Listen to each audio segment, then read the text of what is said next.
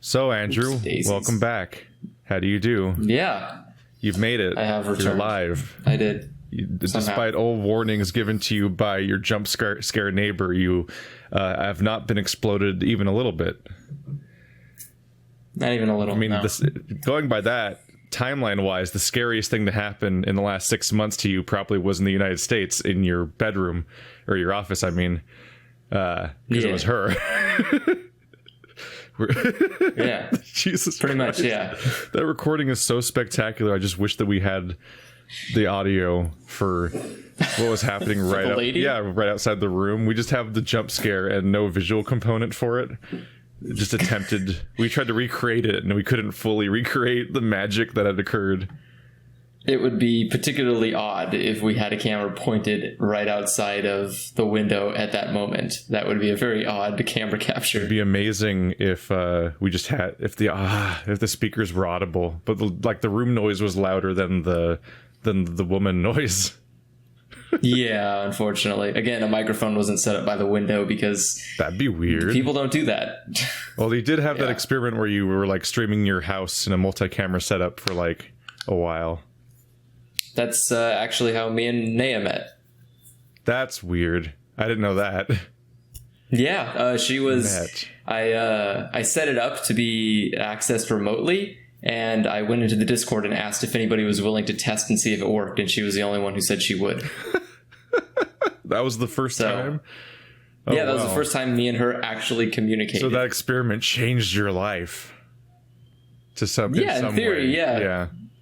By letting a stranger have access to my security camera footage, I traveled to the other side of the world. If that shows any kind of semblance about how... The butterfly effect list gets really weird really fast. It is weird to see like this one stupid thing snowballed into such a... Yeah, weird things that snowball back to like, I wanted to go to the midnight release for Rock Band 3. And then eventually Andrew goes to the UAE. I wanted to go for reasons pretty inextricably linked to that series of events, because that's the reason the channel started, because we were in line together, and all that other stuff just kind of are not direct. I was there. It's like all these things that are not direct results of that thing, but could not have happened without previous thing, like the weird sequence that it has. Yeah, so I mean, for me, it was going to the midnight release of Force Unleashed 2. Yeah. I won that battle that night. I mean, was it Force Unleashed 2 or was it Fable 3? Both. Those are such like not impressive releases that they had to share a midnight release with each other. But I was thankful because especially Fable 3 was the whole reason I was getting a midnight release for my game, basically.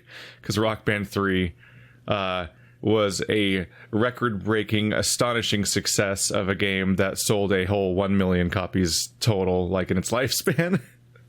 Oops. So it was really, but it's really Force Unleashed 2 and Rock Band 3 were just like hitchhiking off of Fable 3's Force Unleashed 2 for sure. Like Fable 3 was coming out, and they're like, I mean, other games come out, we could sell those too at the midnight release, and that was the event. Yeah, I had my keyboard bundle, and you had a collector's edition of Fable 3 and Force Unleashed 2. And 3D! You can watch this podcast in VR. Can you? No.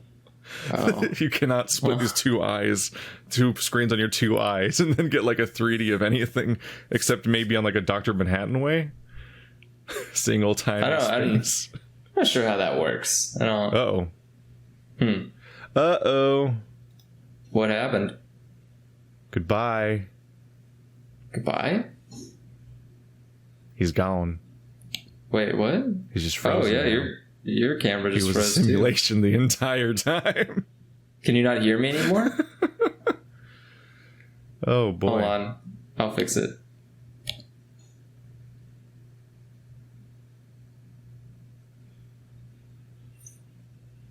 Did that fix it? No? Yes? If you're wondering why my cheeks look all weirdly red, I just got out of a hot shower and my hair's all... Wait. My hair's also wet. Can you not hear me at all? What the hell is going on here? That went right back to normal really quickly. Is it fine? Welcome. No? Oh, he almost came back for a second there. Is that working? Is that working again? Okay. It happened. That might have been my fault. That could have been my fault. Did you unplug something or move something? Yeah, I moved it to a bigger screen so it'd be easier for me to see you and also look at the camera still. But and did it like crash the webcam concept or something? I have no idea because I was able to hear you. I just couldn't see you, but you couldn't hear me.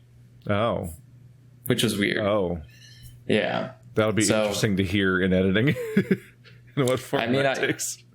Thankfully, I'm recording my own audio, so you'll hear that. We can hear that breakdown the moment communication falls apart. I said that you were a simulation the entire time.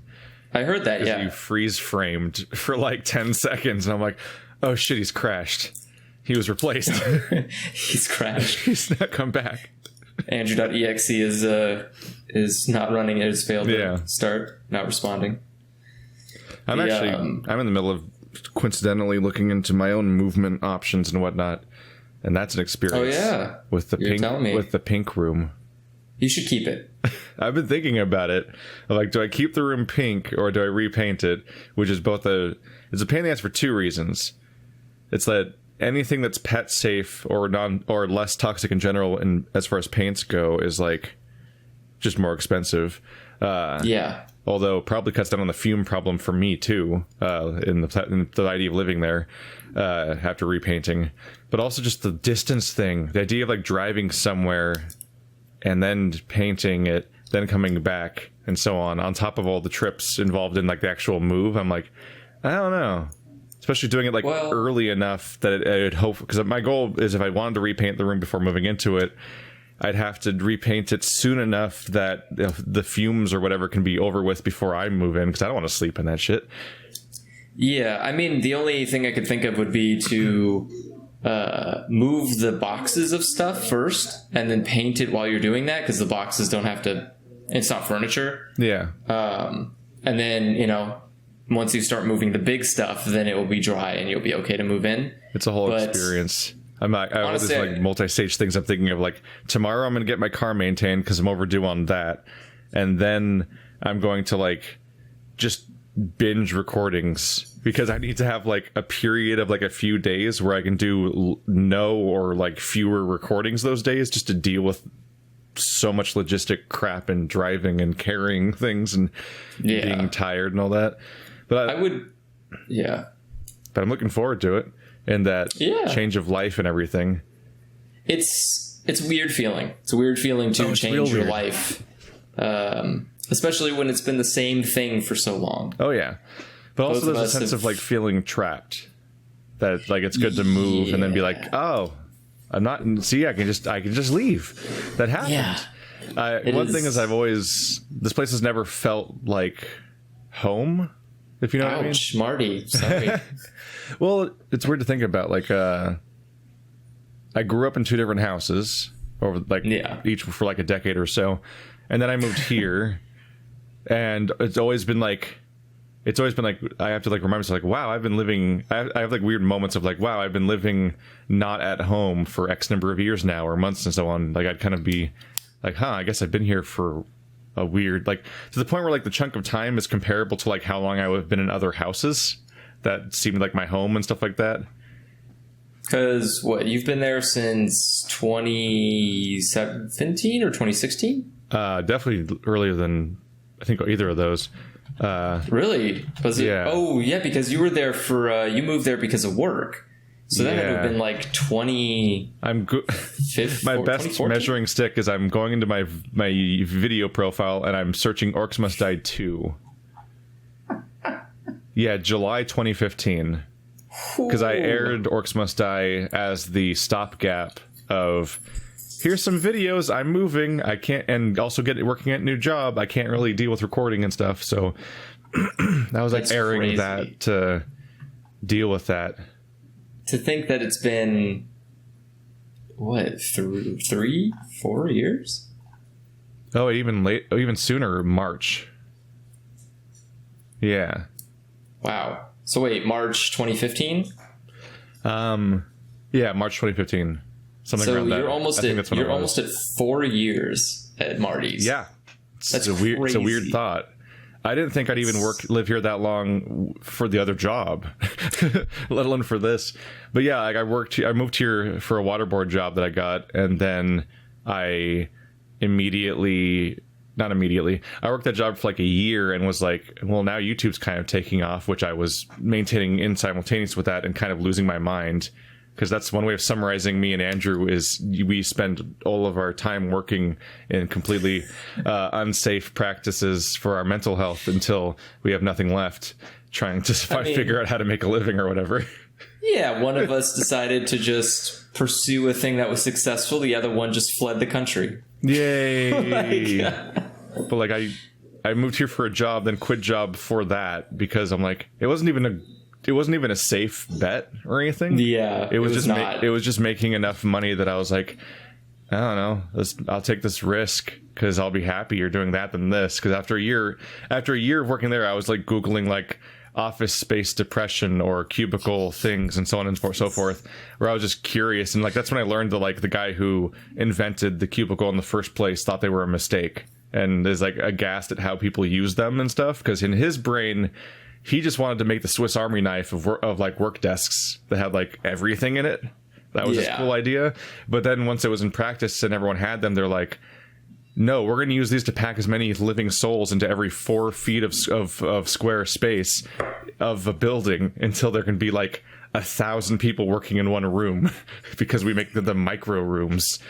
Yeah. I mean, I feel like it's the folly of most main inventors. Yeah. Is that, like Einstein was like, hey, nuclear fission, we can power so many things with this, or we can blow up Japan. No. We could just power things with this, blow up Japan. No, stop. Why? It was telling that the person I replaced left their like artwork and photos up, and I just kept them all up. They weren't of like their family or anything weird like that, but like they had like scenic vistas and crap like that pinned to their walls, and I kept them because I'm like, otherwise I'll just have gray, or I'll have to find my own. Could you imagine if it was their family though, and you just cut your head out and put it over the child? Like, I'm not alone with these TPS reports. Yeah, so then people walk over to your cubicles like, that's a nice family photo. Yeah. Like. Oh, that was soul sucking. On top of being an all day Excel sheet job, it was a job where I was doing what was originally meant to be done by interns that are in college, and I was doing it as my college degree qualified job now because they just moved the signpost because it's just that kind of market, like what do they call it, like an employer's market or whatever, where there's just so many goddamn employees that are qualified on every category that they can just keep raising the requirements for everything just to filter them. And I'm like, that's depressing because those are all the people that will then not find jobs and all that.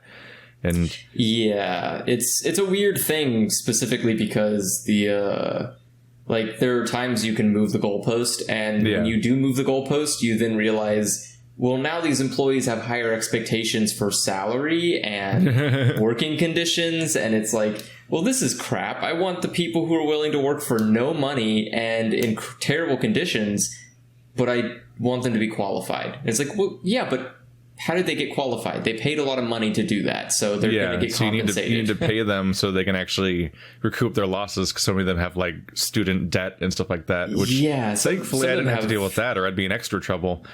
Yeah. I think that's what helped a lot about making the decision to just be YouTube full time, is because you didn't have that looming obligation to pay back an amount, like an immense amount of money. Like that's one of the ongoing things is they raise requirements to be like college grads for things that aren't really even college grad related things, just to filter people. But then they're like, why do all these people keep leaving after like less than a year? And it's like, because they found another opportunity and they're running away because you are not an actual suitable job, that you're literally just better than nothing.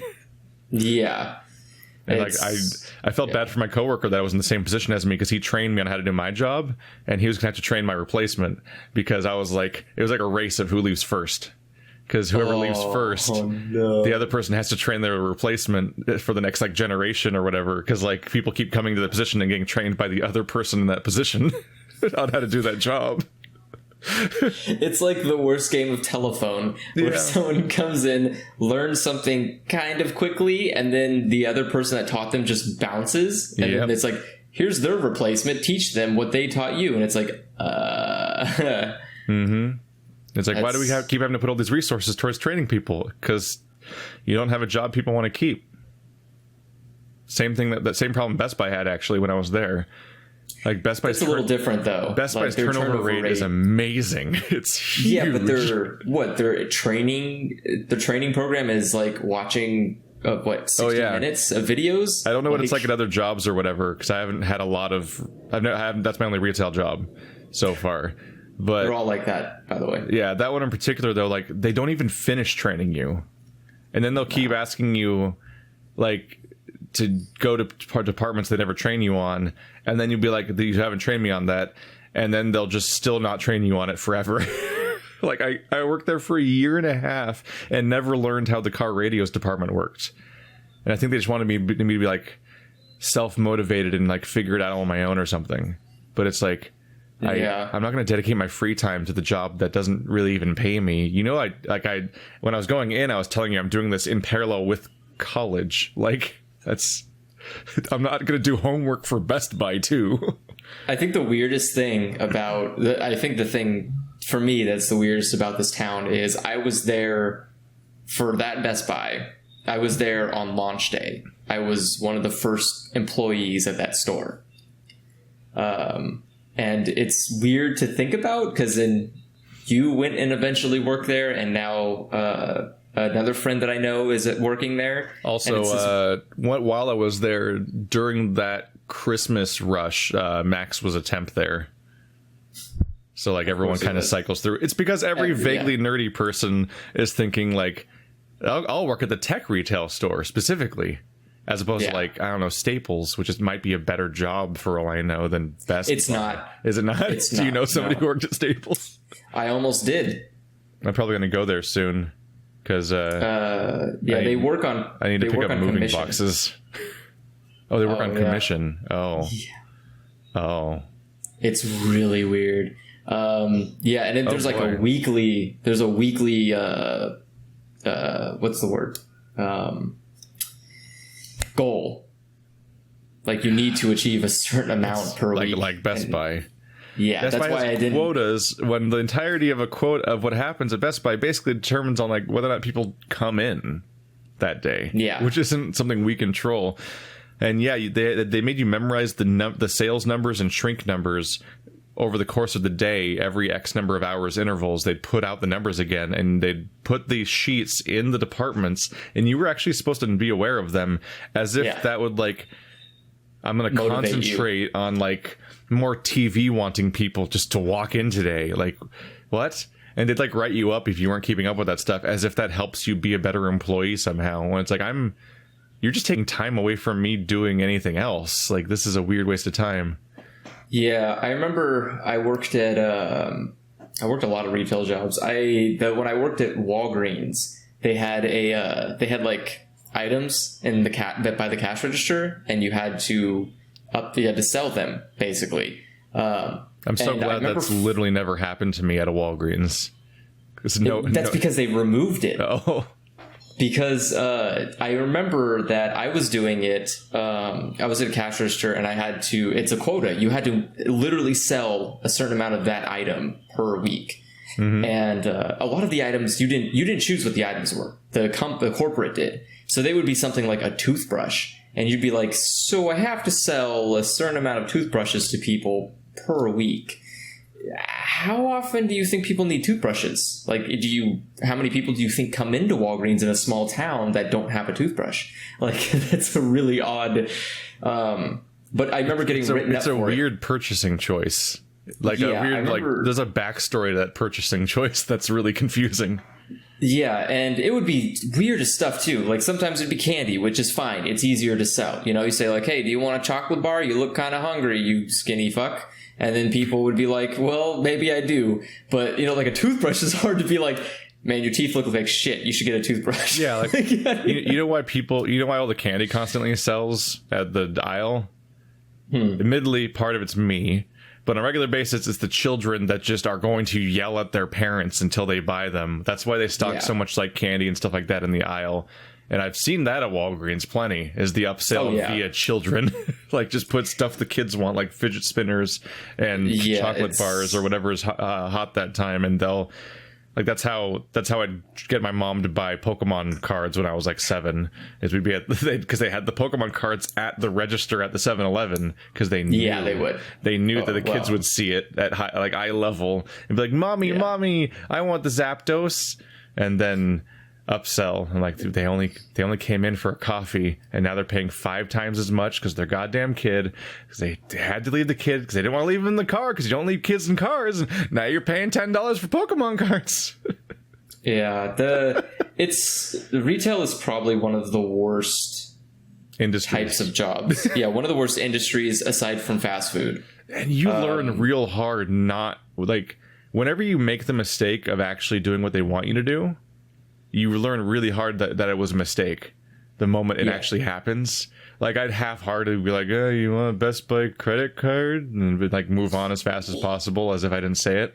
But the one time someone said yes, I was there for a full hour after my shift was over, when the store was closing, to the point where other people were glaring at me because I wasn't helping with the closing of the store, but I was still there with the customer going through the credit card application process, with doing that in store, which is miserable, all just to have them to be declined ultimately, and by the end anyway. And I'm like, I'm never offering people stuff ever again. I would say retail is one of the most baffling it's one of the most baffling businesses that continue to exist with how poor the management is. If you work a retail job, the first thing you will ever think about when you get to a certain point is how do people run these things? Like, how do people get hired to run these? Because they're not doing it. They're like literally not doing their job. And it never changes, but it never gets them shut down somehow. Like, Best Buy still exists, even though it's probably one of the most poorly run companies internally I've ever seen. And the people at the bottom pay for it.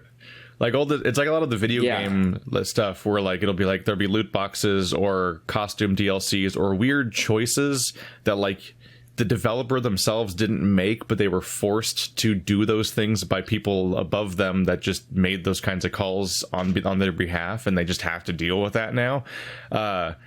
There's so much of that in retail where just like your goddamn boss will just decide this is how things are going to go. Like, you're going to deal with this stuff, and they're not on the sales floor. They don't have to deal with how absurd this stuff is in practice, or they don't fully respect the hoops they're making their entire company jump through on a regular basis. They're just like, I don't know, I made a call and I probably got a raise for having an idea, basically. And like, that's how their corporate culture works in a completely different building on a different part of the country. It's like how at Best Buy, the entire sales strategy of how to interact with customers would change every 6 months, leading to the retraining of the entire workforce, like that kind of stuff. Leading to really stupid things like the 180 pass by that I think I've told you about before, where you were supposed to like walk past somebody, kind of enter what they even called like their personal space bubble when you're going by. Like, instead of walking straight into them like a creeper, you walk right past them, then turn around, and then you try to act like you noticed something about their clothing that's like interesting, and you try to break into a conversation that you then segue to try to do sales. And I'm like, oh fuck, oh fuck. It's like trying to make me be the kind of Let's Player I don't want to be, but for being the kind of salesperson don't want to be. You know what I mean? Like, when people are like, you're not happy enough all the time. Why aren't you like this insufferable YouTuber they cite that I won't name now, because there's so many examples of them, but they will. I was going to say, which one do you want? They'll always cite a specific person, and then I'll go to their channel. I'm like, oh no. Is usually my reaction to their behavior, and like that'd be my reaction every time Best Buy tried to retrain us on how to interact with humans. I had to be an insufferable nightmare person, and then I would pass the training and crap with flying colors, then never use any of it. I would completely disregard it, and I'd be called. I'd be clearly regarded as like a low level employee that's doing bad at their job. But I didn't want to hate myself every day for a job that would give me like 4 hours a week. Yeah, that's one of the also things that I hate about like retail or fast food or like I guess customer service industry is that they don't have real shifts. You don't have real shifts. It's always swing shifts, and it sucks because you never know. You wake up, especially because there's no rules about how schedules are given to you. Like they can just give you a schedule at the end of the week. And then you look at that schedule midway through the week and it's changed. And it's like, you didn't tell me this. And this could potentially cause me to lose my job. And you're like just purposely not. You can also have like 20 hours one week and then like 0 hours the next week, then 4.5 hours the next week. And it's like, there's no consistency to the income stuff there. But also like, I had an example of that happen where they just added a shift. And I'm like, that's too bad. Because it was double stupid. One, they added a shift after the shift was already announced. So like, I'm like, first of all, at that time in Best Buy, there was no online way of looking up your shifts. You had to go into the store. Which you had to go into the store. You're not going to check every fucking day, like going into the store you work at when you're not even working. You're supposed to call just to see the shifts and crap like that. They should call you when they change your shifts. That'd be the same thing. No, it's not their responsibility. You just get called when you don't show up for the shift they didn't tell you had, which is insane. No, I was in Vegas because I'd not only did I not have this time scheduled there when I checked like a week ago, but 2 months ago I'd requested that specific time frame of not getting shifts and was approved. So they did a double dose of like, one, they scheduled me with surprise shift, probably because somebody requested time off or something happened, or something happened and they just gave me a shift and didn't tell me about it. But also they did it despite what must have been a flag somewhere saying this is already approved time off anyway. It's supposed to. It's such a shit show.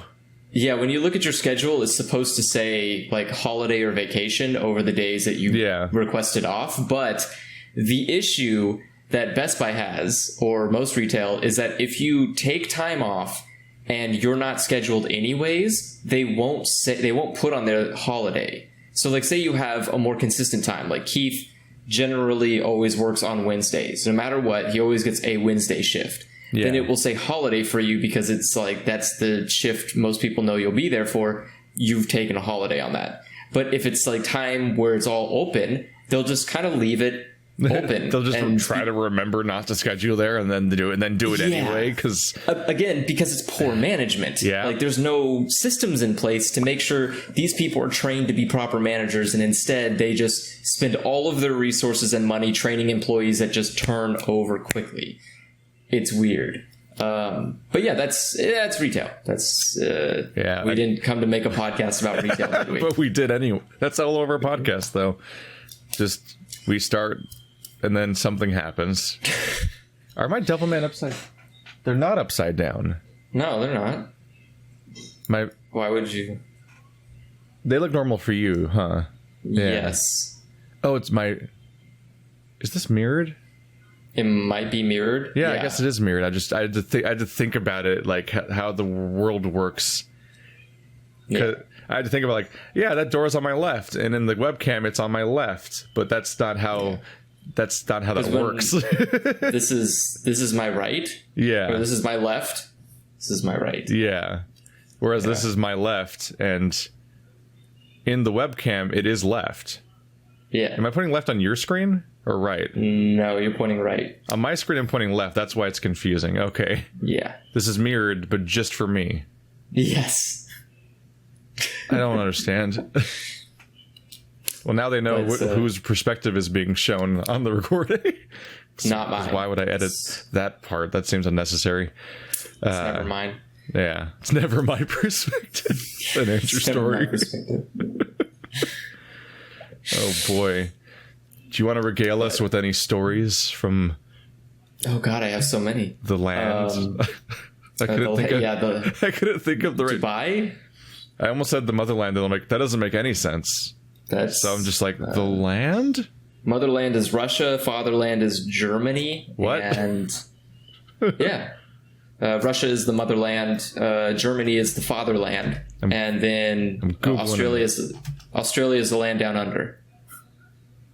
I'm Googling it because I was like, what the hell are you talking about? Go for it. Because I think, no, the motherland's just the country your ancestors were born in.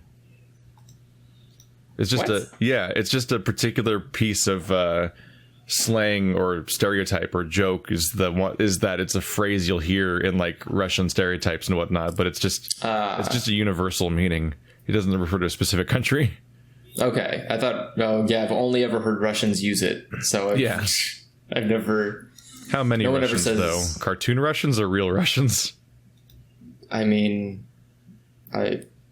given where I live, mostly cartoon Russians. Like fun. I just opened my email to find out that every episode of Outlast is claimed.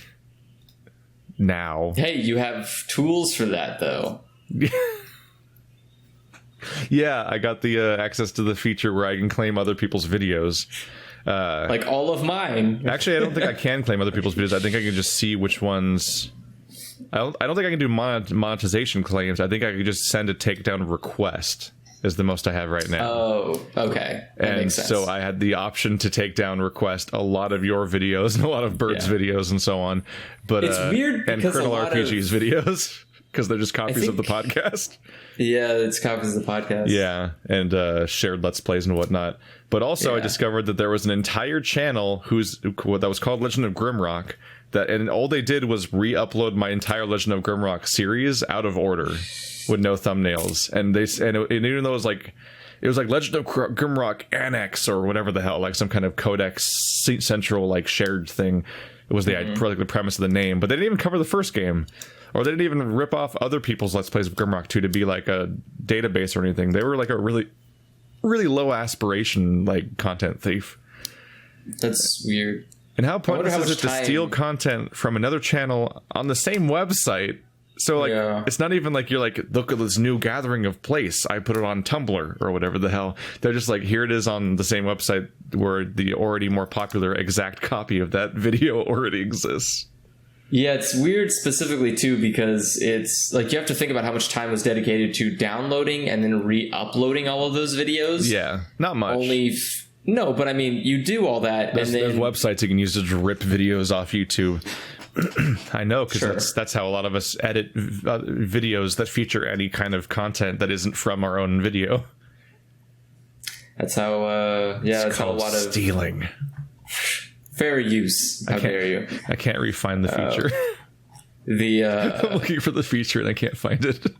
I'm trying to think any interesting stories. There's a lot of them, but not a lot at the same time. You could tell us about your journeys at hostels. So I stayed at 2 major hostels the entire time I was there. The rest of the time I was fortunate enough to bounce between hotel apartments or Airbnbs. With the first hostel I stayed at, I stayed at 3 hostels in total. So the first hostel I stayed at was in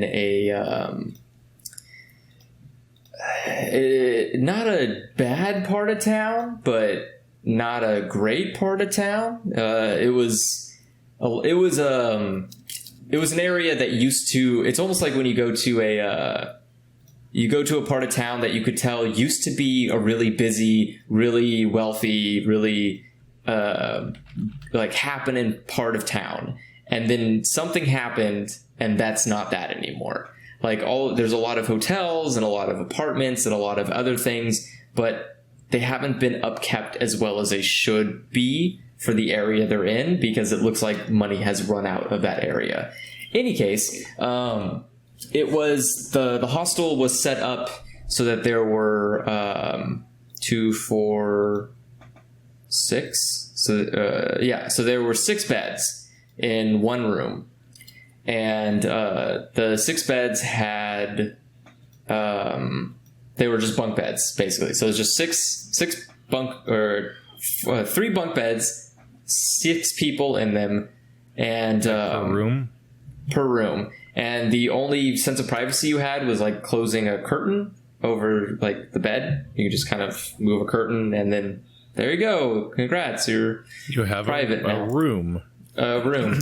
I feel like the mechanical explanation of how hostels work in suburbia. Yeah, they were not. There were literally they were ranked as below the starter tile for housing in the game. And you're like, they were free. No.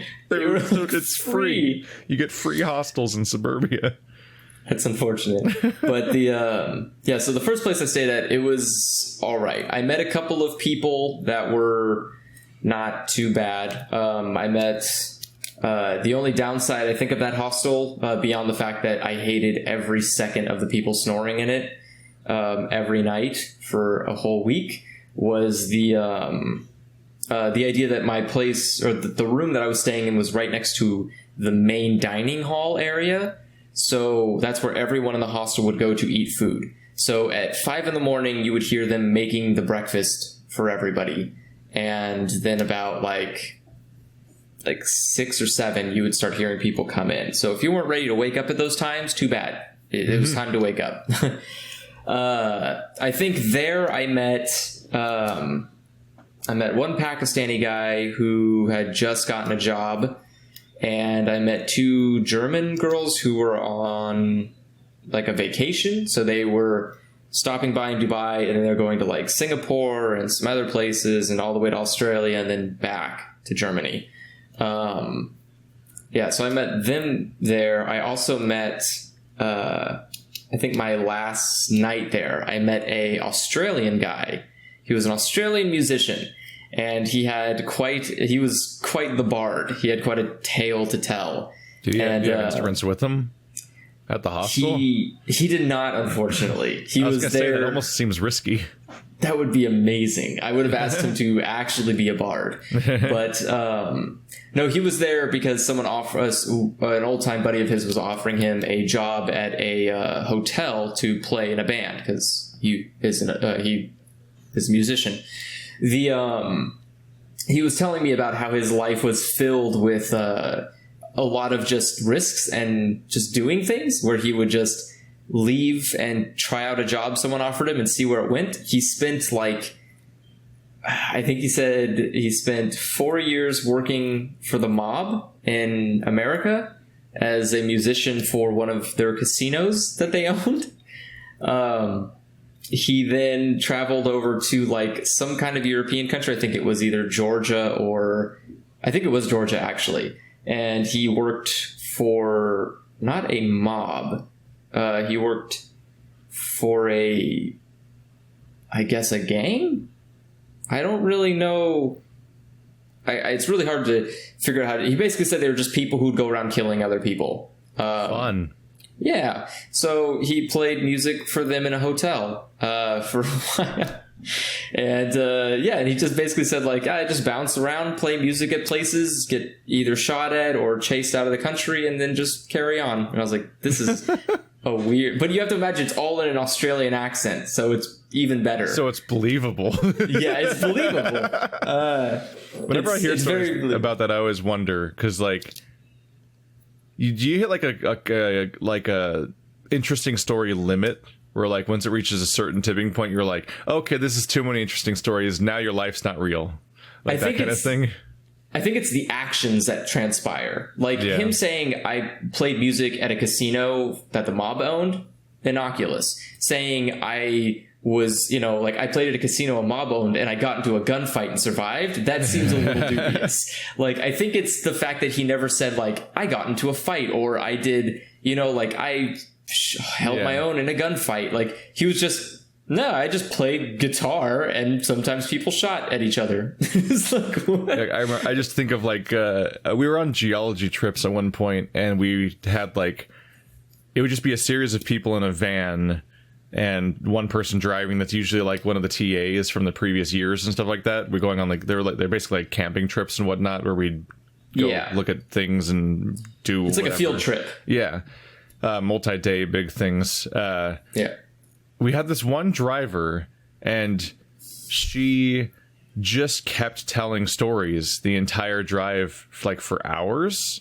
Like stories about her? Like some of them would be like things like hang out with Dave Grohl or stuff like that, and then other things like her grandmother in the Sicilian mafia and stuff like that. And like you hit a tipping point where eventually, like, myself and the other front seat passenger were just sort of looking at each other like, Like, who is because this? like Who is this the list of person? stories got so absurd and long that at some point it was like, what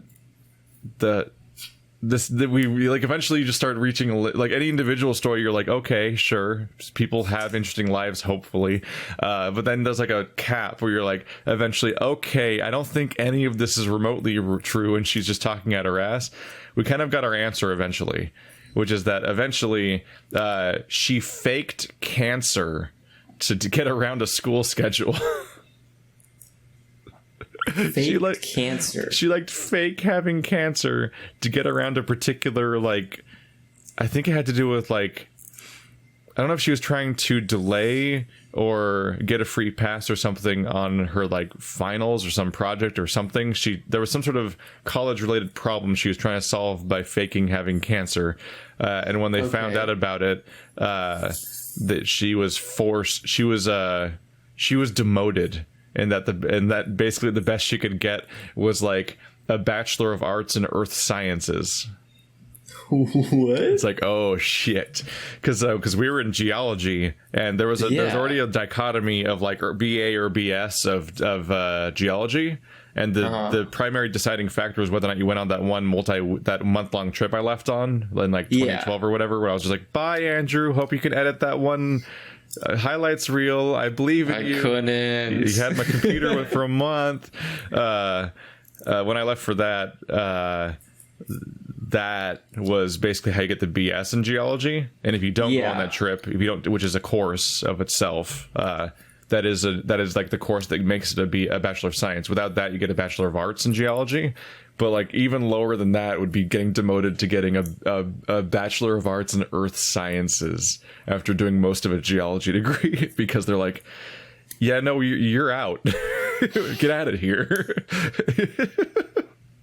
Yeah, that seems. I mean, for me, it's always I always go based on actions. So whatever people do in the stories they tell always dictates to me how real they are. Like the more ludicrous or lavish their experience, I guess you could call it, is, the more unbelievable it is. So as long as they're like the POV character from Great Gatsby, basically. Yeah, kind of. Like, does nothing the entire book but watch as the story happens. Yeah, like I can believe somebody being a witness to something. I can't believe someone taking part in something without like details matching. Then I up. slayed the dragon. Yeah, those kind of things. But so I left that hostel after meeting the Australian guy. And I went to another hostel, which was in the same building, but a few floors up. It was just a separate organization, basically? It's a separate company. How do hostels work? Like, you have to check into it or something, right? Or you just like... Yeah. I assume it's not just an open door, like the equivalent of like a public bathroom at a park, but for sleeping in. Like, no, there's like a process, right? Yeah, you have to book in advance. It's more like a cheap hotel rather than a motel. Yeah. Like a motel, you can just show up and be like, give me a room. And they're like, yeah, we've got like 20 of them. Yeah. But they just give you the key on the spot and you walk into one. Yeah. A hostel is not, well, a hostel in Dubai is not like that, I should say. Yeah. You need to make a booking in advance. How it works is very shady. I don't think it... I think it's legal. Do you pay for a hostel, or are they government subsidized? Or does that vary? Or does it vary by country? I wonder. That varies by country. Because I think I've heard of German hostels being like a government subsidized thing that's just like temporary housing location, sort of. Some places do it because it boosts tourism and economy, so it makes sense to state fund hostels where people can stay for. Oh, but I might have been thinking of a youth hostel. Where it's specifically called a youth hostel, which probably means there's an age limit, but it helps people that are in trouble or something. I think the idea is that it's for younger people traveling, so that way they don't have as much money, and it can be helpful for people that are usually moving from a country to a new country to try to gain work or employment or something of the sort. And a youth hostel is kind of like a dorm where it's just a nice way to, you don't really care about your living conditions. You just need a place to live. Whereas a hostel is usually for adults. So in theory, they can pay for it. Any case, the way the hostels work in Dubai is that if it's in an apartment complex, they basically rent out the entire floor of an apartment. And then they just stuff bunk beds into every available space in those apartment buildings, which is great. It's fantastic. So the second place I stayed at was they called itself a capsule hostel, which means it was the exact same setup as the first one, but a little bit more fancier. So instead of them being just regular bunk beds, I thought it was going to be way worse. Oh, no. It was, well, yes and no. I'm thinking of like Japan's like coffin hotels or whatever, where you're like, you just get on the slab and you just get rolled into you're like corpses in a morgue, but that's where you're sleeping. Like those kinds of terrifying areas in Japan. Kind of. Instead of it being as terrifying, it's more just cheap and pathetic. The idea is that instead of it being just a bunk bed, it's a custom built bunk bed made of wood, and then you have like a. Oh, do you have a door on the bunk bed? Is that what it is? Yeah. So it's not a door, but it has like blind covers. So instead of the sheets, it has an actual blind you roll down, and then it closes. Yeah, I'm thinking of like, did you see Maniac? No. Oh, because I think they sleep in that kind of thing where they have like sectioned off chunks, but they're basically just a claustrophobic bed situation still. Yeah, basically like that. It wasn't too bad because it had a light and an outlet, so I can plug something in there, and I had like a light I can turn on, so it wasn't too bad. I'm thinking of it's like the sleeping quarters you see in a lot of like sci-fi and like also in like Prey, Moon Crash, and a bunch of other things where they're like there's the kind of bed area where they'll have like a framed picture on one end by like their feet or something, and like some other things going. Oh, you played Prey, where they had that kind of, Prey. They had those like stacked capsule sleeping areas. Yeah, it's basically like that. Yeah. I will say like again it suffered from the same issue, which was snoring. a lot of snoring, and the lights, like. It's not like a regular place where you just turn off the lights at night and go like, all right, time to go to bed, everyone, you know? Are there just always kind of lights? There's just kind of always lights, or sometimes there's not. It just depends on if someone hits the switch or not, and if everyone just agrees that it should be off. I always went to bed with the lights on, and it took me a while to fall asleep because of snoring and lights. And then when I finally did fall asleep, I would end up usually waking up either from the snoring or because someone turned the AC really low and it was killing me. I am not ready for sleeping with other people making a mess of that sleeping process. And again, this is also including like you have to share a bathroom. So you're sharing a bathroom between that hostel had 2, 4, 6, 8 people in it. I imagine it's a bathroom where you mostly just want to clean it by just pointing a hose at it. That's kind of what they do. Someone goes in there every day and cleans it at least, but it's like you walk in there and you're still kind of like, okay, great. Another thing that was great also about that specific hostel was that it had no shower curtain. So you just could be in the shower and surprise, the whole bathroom's covered in water. Because you're standing there, and the moment you turn your back, the water hits your back. Could you lock the door, or would people just come in while you're in the shower? No, you could lock the door. Okay. So that one I have actually a fun story because I mostly kept to myself in that one because everyone there was kind of crap. But these 2 Polish girls showed up. And I think they just kind of showed up in a rush where they just booked a hostel, didn't really think much about it, and went. And so I was staying in a mixed area. Did you notice that as a trend, the idea of like guys traveling on their own, but all the women traveling in pairs? They do that because they're scared of being attacked. Right. Yes. Because I was noticing you've over the course of the months, every time you mentioned anyone that was female, there was always a pair. Yes. It was the 2 German girls or the 2 Polish girls or something like that each time. Yeah. Like there's a very clear practice there. No, he's gone again. Any case, so with the hostel, so they showed up. So the Polish girls show up. They stay in the same area, mixed dorms. And I have I basically have like one conversation with them once, which was basically explaining to them how to get to a certain location, basically how to get to the metro station from where we were.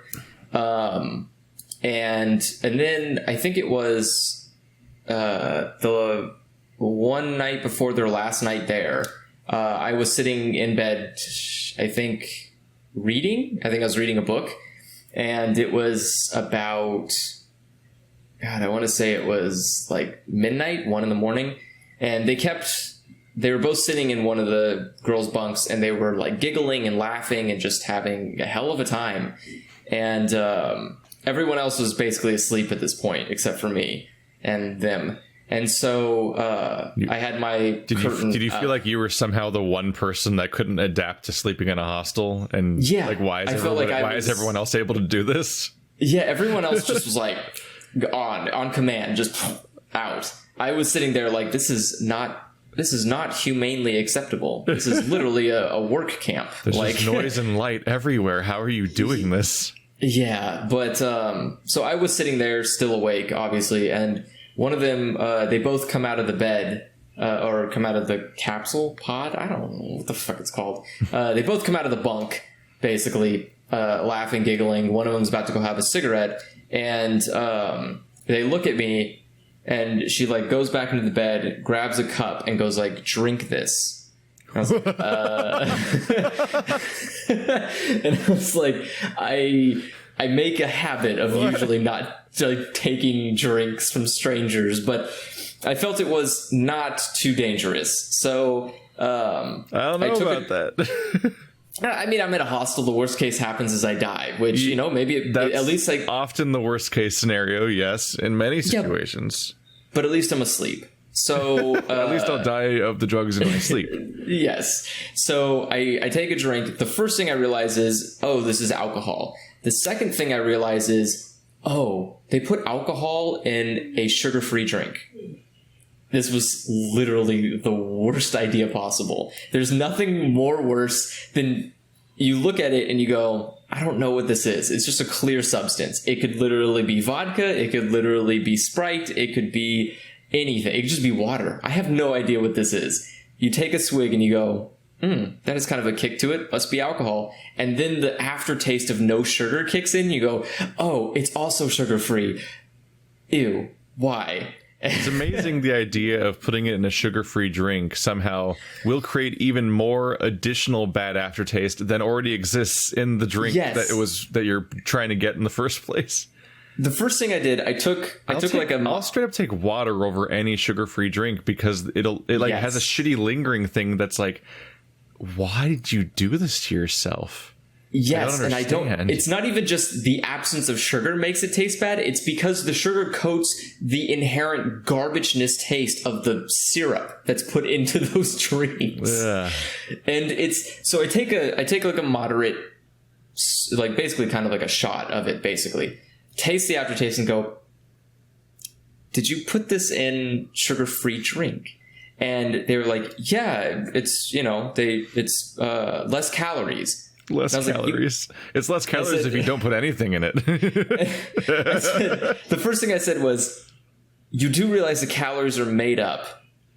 The calories you lost from the drink are reacquired because of the alcohol, right? Like, that's kind of how this works. Like, and they're like, well, but you don't have the extra calories. Like, at that point, it doesn't matter. Because you're just at the neutral. You basically just drank a Sprite, but now you're getting drunk off of it. Like, the calories haven't changed. It's like eating a diet donut. Like, just embrace the vice or don't do the vice and just exactly like fully enjoy the thing and then skip back and forth. Like, pick one. Yeah. So I'm now in a position where I've drank a sip of this, and it would be a waste to get, to just not drink it. And I'm obviously not going to pour it back into a bottle. So I finished the glass that they gave me, which was far more than they should have put in. They basically, normally when I don't have a glass with me. Normally when you're making a drink, like say this is your glass, you normally put like that much alcohol in and the rest of it is just the drink. That's, like Jack and Coke. They were like, put half and half. And I was like, that's not how you make those kind of drinks. Not the ratio. Yeah, that's not an okay ratio. So I drink it assuming that they're humans who make human drinks and not Europeans who make monster drinks. I'm trying to think of any version where that's an acceptable ratio. Maybe Mimosa? Mimosa? Because it's just champagne? I mean, maybe if you're a housewife. Like, definitely not any liquor. Yeah, that's a trap. It's really weird. But anyways, it was too late. I didn't learn about that mistake until after I finished it and was like, I'm really feeling this hard. Did you like do the ratio wrong? Like, it's half and half. I was like, it's fucking not. It's not coffee. Yeah, I was like, I'm gonna get really drunk in like 5 minutes. This is gonna suck. And so we went already had noise and light, but what if it's also spinning? Yeah, so we went out and had a cigarette, basically talked for like until 4 a.m, I think it was. Yeah, until 4 a.m. And basically we became friends. They all just you had told to do me is do the trust fall exercise of drinking a mysterious half drink. And half mystery drink. Yeah. So so I ended up they were on their way to, they traveled to Dubai and then they were going to go to the country next door, which is Oman. And then they were going to come back to Dubai and then go back to the UK. So then I was, so back then to the they UK. were, yeah, the way they described it was Poland is shit and the economy is shit and it's much better to live in the UK and make money and live there than it is to live in shit Poland, is basically how they described it to me, almost word for word. So I was pretty convinced that Poland was apparently not a great place to make a living. So so they lived in the UK, and both of them were going to college there. I want to say, God, that was the one thing I hated about being in Dubai, was that almost every person I met was always like in their early or mid 20s. And I'm like, hey, You're the old, you're everyone's old man now. Yeah, I'm like the old man. I show up and it's like, yeah, I'm almost 30. And everybody's like, I'm 22. And I'm like, I hate you. just take that youth and die on it. Like, how dare you? Just rewind back to all those years. Yeah, that's like the age. That's like the age you were telling the geese story in that podcast. Yeah, about that. Yeah, I think that was 20, that's how long ago that was. 22. Yeah, that's what I was doing with my life. I was being attacked by geese, and these people were in a new country traveling. That's a disparaging difference between my life. But they leave. I end up leaving the hostel a couple of days after that, never making any other acquaintances with anybody else. And then actually they ended up staying. I ended up getting an Airbnb later, and they ended up, when they came back to Dubai, they ended up staying at my Airbnb. And we ended up going to a butterfly garden and a garden. A gardening garden? Yeah, it's like a garden that had like topiary. Topiary is the word, right? Is the when you make designs out of bushes. I think it's called topiary. Let's learn something. Yep, that's exactly what it is. I know I know landscape words. Yeah. So it was an entire place of topiary and a lot of really nice flowers and crap. The heart of artificiality, just like the rest of the city you were staying in, basically. Welcome to Middle East artificiality. With the artificial lake and the artificial like weird peninsula sand neighborhoods and everything. Yeah, like everyone living in the water, basically. Terrifyingly. They're like, sea levels are rising. What if we built all of our houses on sea level? What if we built them on sea level in the ocean? Like we just go out past the coastline into the actual area where we're surrounded in every direction by water, and then built our houses on sea level. You should see, they built literally islands. They made islands that aren't connected to each other, and they called them the World Islands because they built it in the shape of the continents. It doesn't look like it, but if you go on Google Maps, it kind of looks like the continents. In any case... It doesn't even matter how good those houses are. I'd be terrified every day living there. Yeah, it's not an ideal thing, and it heavy. does... Yeah. Water's really heavy. It's what, every metric ton... it's like 1 cubic meter is a ton? Yeah, I think so, yeah. So, like, imagine any wave ever hitting that house in the lifespan of a house existing. And you're like, I don't know if it lives. Like, yeah. It might only take one. Like, I don't even know. That's several tons of water crashing into the side of your house. Like, I mean, that's like a car hitting your house. Yeah, I mean, as Japan has shown us over surviving so many tsunamis, it doesn't work. Like, you can't build a house and fight a wave. The wave will always win. Like, that's just the nature of nature. It's just a terrifying visual. But, yeah, anyways, we went to, like, a couple of gardens, walked around for a bit, and then, then they went to the airport. But, I think then the third hostel I stayed at was probably the worst hostel in all of them. Would you call it the hostel one? I don't even know what I would call it. I would call it like... I'm just waiting for that pun to happen. I just want it. I would say it's a less dangerous... Once you left that third hostel, did you say that you ceased all hostilities? Well, I mean, I flew back home, so yeah, I guess. I would say the last hostel I stayed at was a very, very, very non-dangerous, non-threatening version of a concentration camp. Baby's first concentration camp? Yeah, it's like if there was a testing ground for a concentration camp where they're like, we're not going to kill anybody. We just want to see how miserable we can make the living conditions. Like, that was... I'm just imagining the equivalent of, like, when YouTube is all like, we're testing a new feature, but we're just rolling out to a few people to see how it goes. And it's like your videos, like, thumbnails don't work on the entire website for you and stuff like that. But it's like, It's the Google concentration camp. We're just going to see how the test audience responds. Basically. I mean, so there was no privacy available to the beds. The first thing I noticed was that all of the bunk beds were basically IKEA bunk beds that they had bought that were, wow, you're at that point of your life. You can't stop me. I'm unstoppable. I wish I could. You're at that point of your life.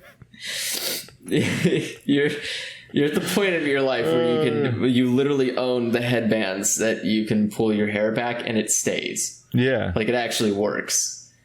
What does that mean? What does that even mean? I'm confused. I can't do that. If I did that... You just mean the idea... You just mean hair length is what you mean? Yeah. Yeah. I'm in the shitty teenage years where I'm just trying out not cutting my hair for a while.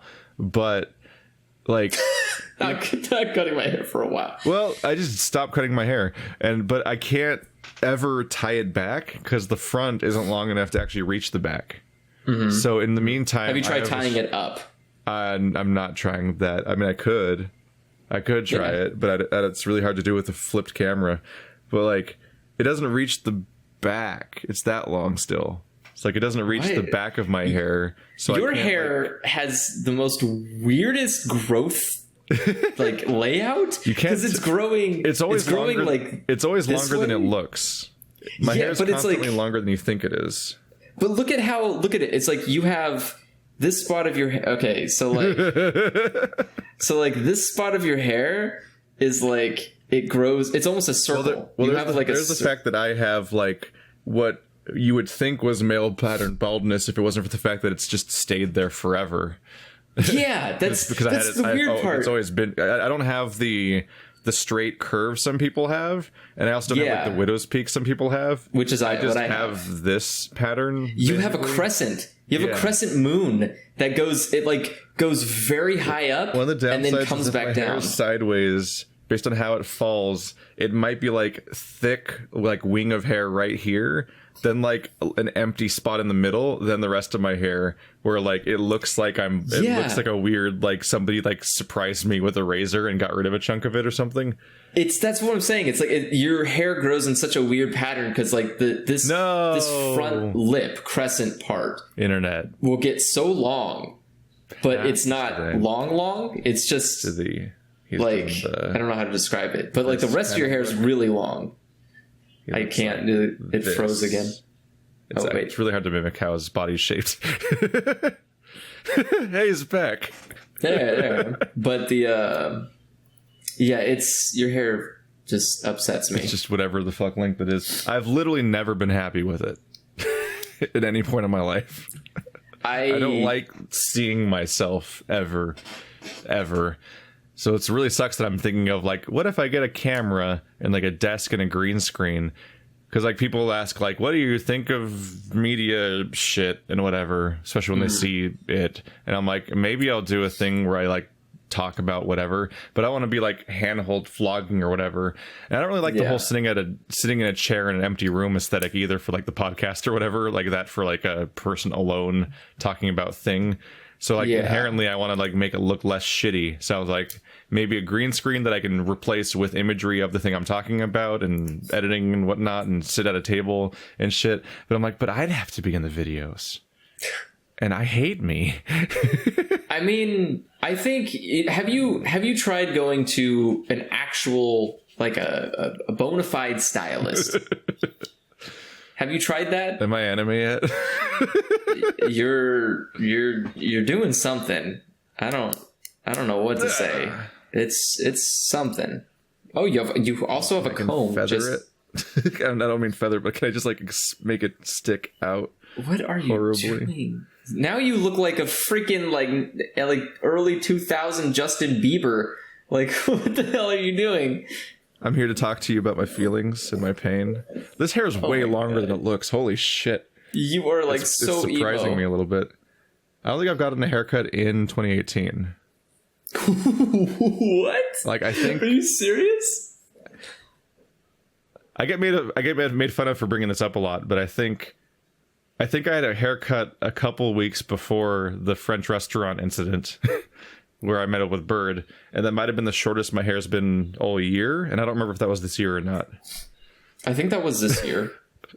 I want to say it was. This almost looks better.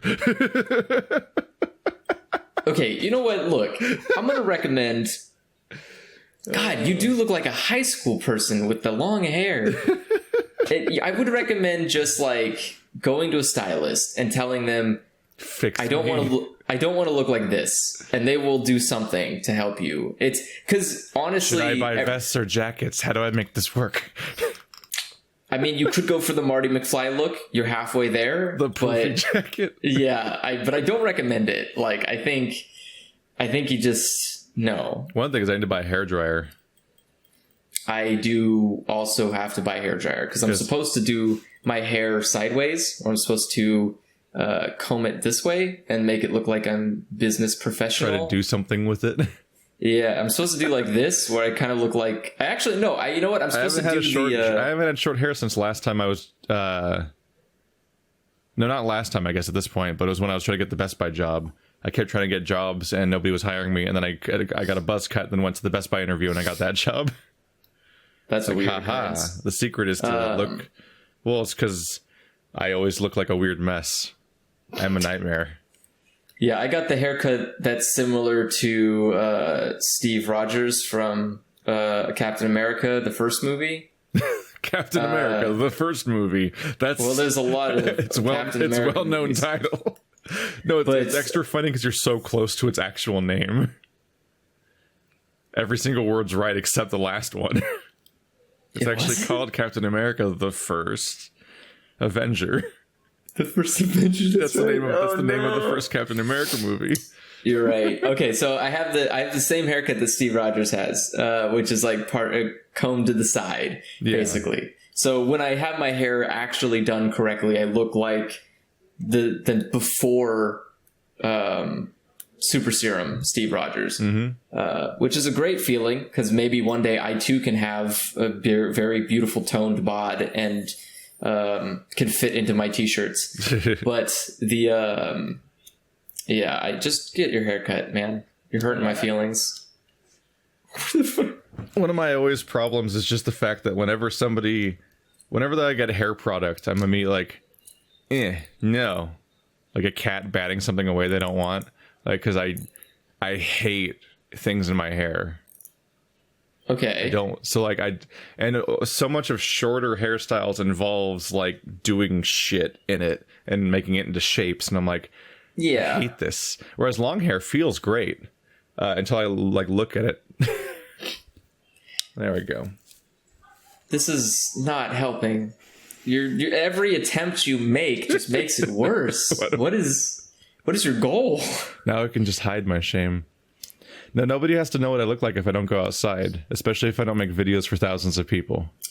I feel like that's not a good way to live life. You ever think there's like a weird different standard of like what's good for a streaming or YouTuber audience versus what's good for like walking outside? You ever get that feeling?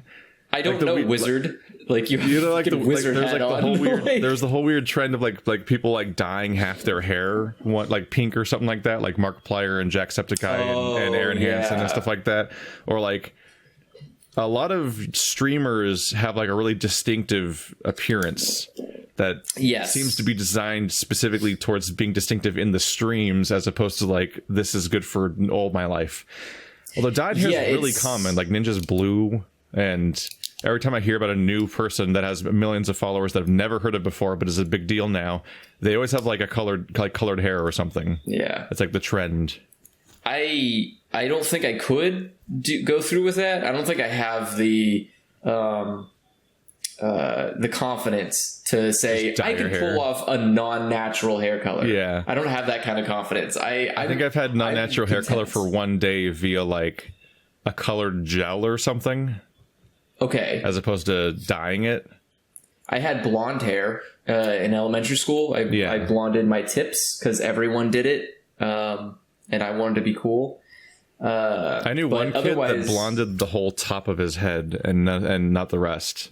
Yeah, that's what I did. That was a real odd visual because he looked like, I don't know, like he had a lid. He looked like he had a lid. You know what, honestly, I think, I will say, I think I have enough confidence in how I look now, like in terms of hair and face, that I don't feel the need to like dye purple and be like, and I'm here to entertain. Like, I don't feel the need to do that. But I think there's a lot of people who it speaks to artificiality. Yeah, I think there's a lot of people that feel they need to like, stand out. Yeah, or it's just like so much of the happiness is painted on for a lot of YouTubers and so on, and so also like they paint on additional flair. Like they paint their hair is purple and they're wearing a panda daimacura or something. That's the wrong word. That's the pillow, right? Yeah. What's the word of the one? What's the onesie called? There's another. It also has Kigurumi. He's got a panda kigurumi and purple hair, and like they just put a bunch of flair on to make up for any moments where they don't like smile and get loud enough. And like that's just there's it's all about being on all the time, and that's also why they do the a lot of them are like highlight reel editing channels. It's because that helps stick to that all the time, and it's like that's the opposite of whatever this is. Whatever this is. I'm somebody who I can admit like being a lot of my channel was being angry all the time. Like that's the on switch, is that I go every recording I go into it with a negative attitude on all the time. Never noticed. Yeah, no one ever seemed to. And yeah, it does get exhausting doing the facade for long enough, especially when you're doing it in a sense of on top of other things. Like, it's easier to put on a facade if you're just sitting in a room and, like, if I'm watching a movie and going like, this movie is shit. Like, it's easy to do that, be a negative person by yourself. But when you have to play a game and also communicate to people and also, like, maintain other things, it becomes exhausting to be like, can I just not have one part of this experience not feel like actual work? And so, there's all this crap just jammed in this closet. Why do you have so much shit? Yeah. Okay, wow. Yeah. Holy shit. Like, it like balloons out. I will be honest with you, it is not a flattering look. Like, it's not making it better. Now, you know what? Now you look like that guy that's the Cuban guy, I think. Yeah, no, that joke's already been made. I wore this at one point during a podcast or something. And so there's an edited like meme image of me. No, I've seen it with the red background and shit. But I'm saying now that your hair is actually really long, it works. Like, you actually do now. Yeah, it looks a lot closer. I don't know what the fuck the deal with this kind of hat is, because like this fucking thing like is down, like it is in the way. I would not hire you to drive my limo. Like, that is... There we go. Hey, mister, you want to buy the paper? Come on, buy the paper. You, sir, you look like you need to keep up with the news. When was the last time you even read? Can you read? I don't think you can read. All right, on to the next customer. Oh, I lost a headphone. That's why you sound weird. Oh. I was like, what happened? Getting back on track to the last hostel. I forgot where we were. Yeah. So the first night, so like I was saying, these beds are basically made of, they're just IKEA beds, but even cheaper. They're just metal poles stuck together. And there's no privacy, so there's no curtain that blocks your view from other people. There's no lights, there's no outlets. So basically it's just literally the cheapest option possible. Just went to the store, bought some $25 bunk beds, threw some like maybe $5, I don't even think they were mattresses. I think they were just stuffing in a blanket, and called that a mattress, and then bought like, probably $5 pillows, and it was like complete. And there was 2, 4, 6, 8, 10 people stuffed in one room. They just keep upping the ante here. So 10 people stuck in a room. Jam them all in. 10 people stuck in a room. The snoring increased dramatically. It increased it went from, this is kind of an annoyance, to, I think I'm listening to an orchestra. And I wonder how many people you need to add snoring into one room before you start to feel it. Like it's tremors, like an earthquake. I don't know. 10 isn't the limit. I didn't feel that. I just heard it really loudly. So the first night I was at that hostel, the first morning at the hostel, I woke up, walked out into, they had like a huge balcony area. I walked into the balcony area, and there was I woke up because there was someone yelling. And so I walk out to the balcony area, and there's a belligerently drunk British guy. Very, very drunk British guy. And I kind of ignored him. There was no reason to talk to him. I'm just there for a cigarette and to move on with my life. So having a cigarette, everything's fine. He's talking to somebody, and the person eventually just kind of walks away. They just stop caring, walk away, and he stands there for a little bit, holding a bottle of wine, still kind of half full, takes like a good swig of it, and does the like good thing, and he kind of just like turns his head, and he looks at me, and I was like, no. And so he stammers over and goes like, where are you from? And I was like, America. He's like, obviously, I could tell from your accent. Where are you from? And I was like, California? And he's like, good place. I work at a company, and they always... Your British accent is just Australian. I keep trying to do Australian because I prefer I prefer Australian accents. This is in any case, really Australian. I mean, it's not Australian, but it's... yeah, I'm trying to do the two together, but I really want to do Australian because it's so much better than British. In any case, he basically tells me he works at a company that works... Crocodile Hunter. I mean, my Australian accent's fine. I just can't do British accents at all. Yeah. We'll hear from the Australians. Good on, Mike. I'm joking. They don't have internet there. Yeah. So he tells me that he works at a company that deals a lot with Sacramento. And I was like, hey, I live close by to Sacramento. I've been to Sacramento. I've even lived in Sacramento. It's crap. And he's like, his company is something that like related to DUIs and DUIs. Yeah, DUIs and what is it? Driving under... It's driving under the influence and driving under something. Driving something. There's like two different types. There's DUIs and there's another one for like... driving? No. It's for drunk driving and for driving while on drugs. Which is apparently not drunk driving. It doesn't count as DUI. It's something else. I think... Well, they're both called... Wouldn't they both still be called driving under the influence? No. Oh, DWEs. Driving while inebriated. Inebriated is I, though. Oh, DWI. So there's DUI and DWI. I think it's DWI. I could be wrong. Check it. Check it. I don't understand these things. I just don't drink, so it doesn't matter. Well, DUI designates driving under the influence, while DWI refers to driving while intoxicated. There you go. DUI charge denotes lesser degree of impairment than DWI. Okay, that's what it is. So is DWI. Okay, so he works at a company. I think they're both basically the same thing. It's just the degree of intoxication. So like the number you get when they check you is which charge it is. DUI makes you go to jail. DWI makes you get in trouble. DUI is not as bad as DWI.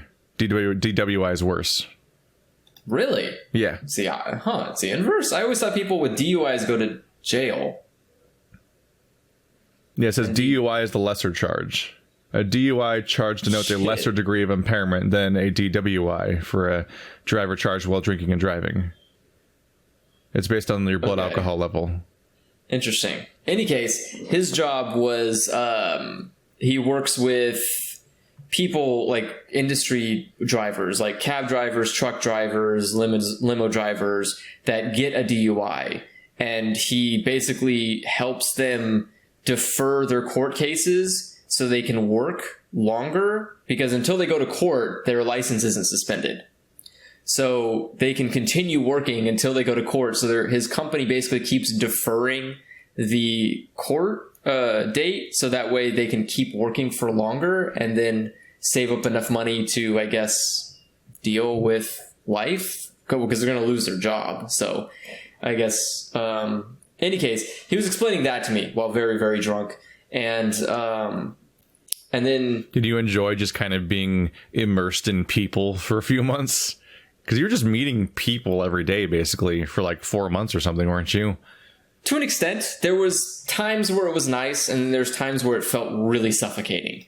Like, it's that kind of thing where it's, oh, cool, I met a new person, this is fun, and then there's that moment where it's like, okay, but there's a lot of you, and I don't want to be around people right now. Like, I just kind of want a time where I don't see humans. Because you were like a public person for a while. You're just in the public, where even sleeping was in the public, and everything was in the public, like, all the time. Exactly. And the Anywhere But Here stream was August 1st. So as of today, that was like a few days ago, was 4 months ago. Damn. Yeah. So 4 months. Yeah. Yeah. So and so he eventually finishes his wine bottle, finishes talking to me about his job, I guess, and then stammers off, says he's going to sleep. He doesn't wake up for 2 days. All right.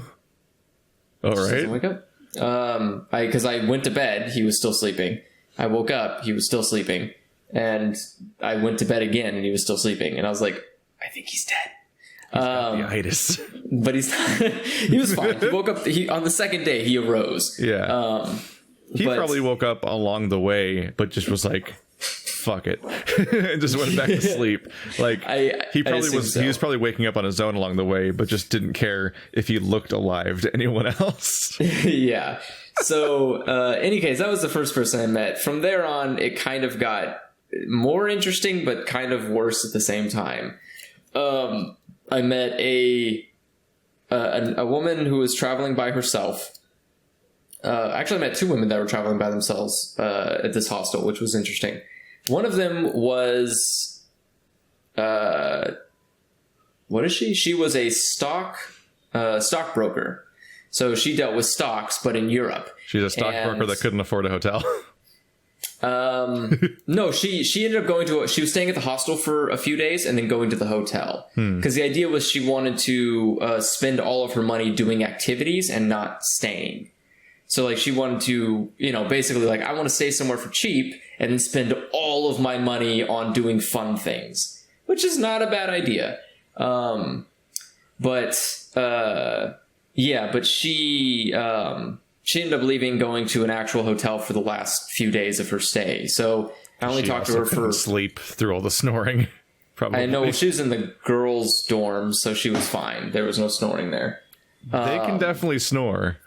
They can, but I can assure you of the times I walked past there in the middle of the night, and there was never snoring. My mom snores on a scale that actually sounds like she's faking it. Like it sounds it sounds like a prank. Like the snoring is so comically loud, it's louder than how loud people snore when they're joking about snoring. To the point where it sounds like I've had moments of looking over. I'm like, are you pretending to be asleep right now? Are you actually fucking with me? Like what the? That is super unhealthy.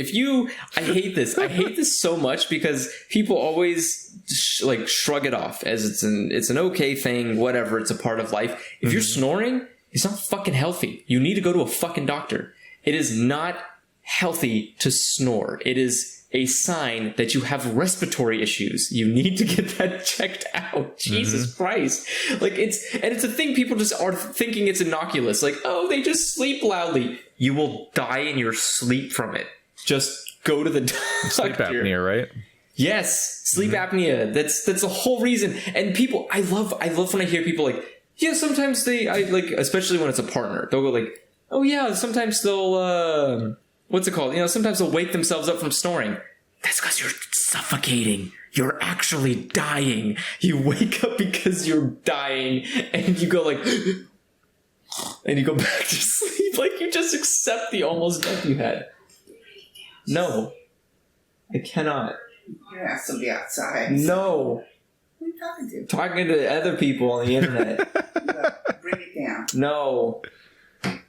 Are you getting too loud for them? I guess so. Yes, I'm getting too loud. But the idea is, and you were talking about the loud TV. If you snore, go see a doctor. That was a plot twist about which door was going to open, because this whole video in frame, there's a door behind you, and then you have like a stage left surprise camera appearance.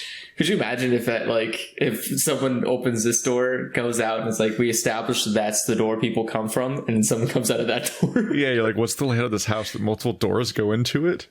Actually, that's a closet, so if someone did come out of that, it would be terrifying. Yeah. Oh, yeah. But yeah, so anyways... now I know how to set up that jump scare. Yeah, but the... hey, Andrew's grandparents, you want a little revenge? I could just wait in his closet for a few hours. I'm never in here enough for that to work. What's it called? So the last female I technically met in the country was where is she from? I can't remember now. Shit. Wait. Where there's Russia, there's UK, there's a thing. Otherlandia? I don't know. There's another thing. Shit, I need a map. Kazakhstan? No. Maps.google.com.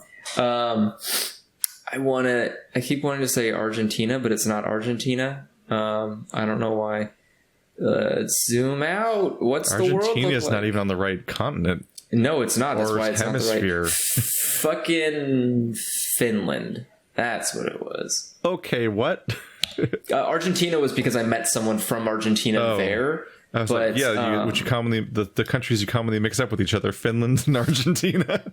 Also, apparently, I guess maybe it's only just everywhere but America, but like I guess Argentina also does the weird like the kiss thing.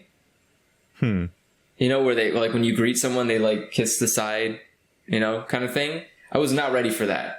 That thing always jump scares me whenever it happens. Surprise, I'm in your personal space now. Because it's like, hey, because I helped this person out from Argentina check into the hostel, and I saw them come back to like check out, and I was like, oh, hey, how's it going? And they were like, hi, and they gave me a hug, and they did the kiss thing, but it like I wasn't ready for it, so like I went in for the like to the hug, and then I saw them get like close to the face, and I was like, wait, what's happening? Like, are you trying like what's going on?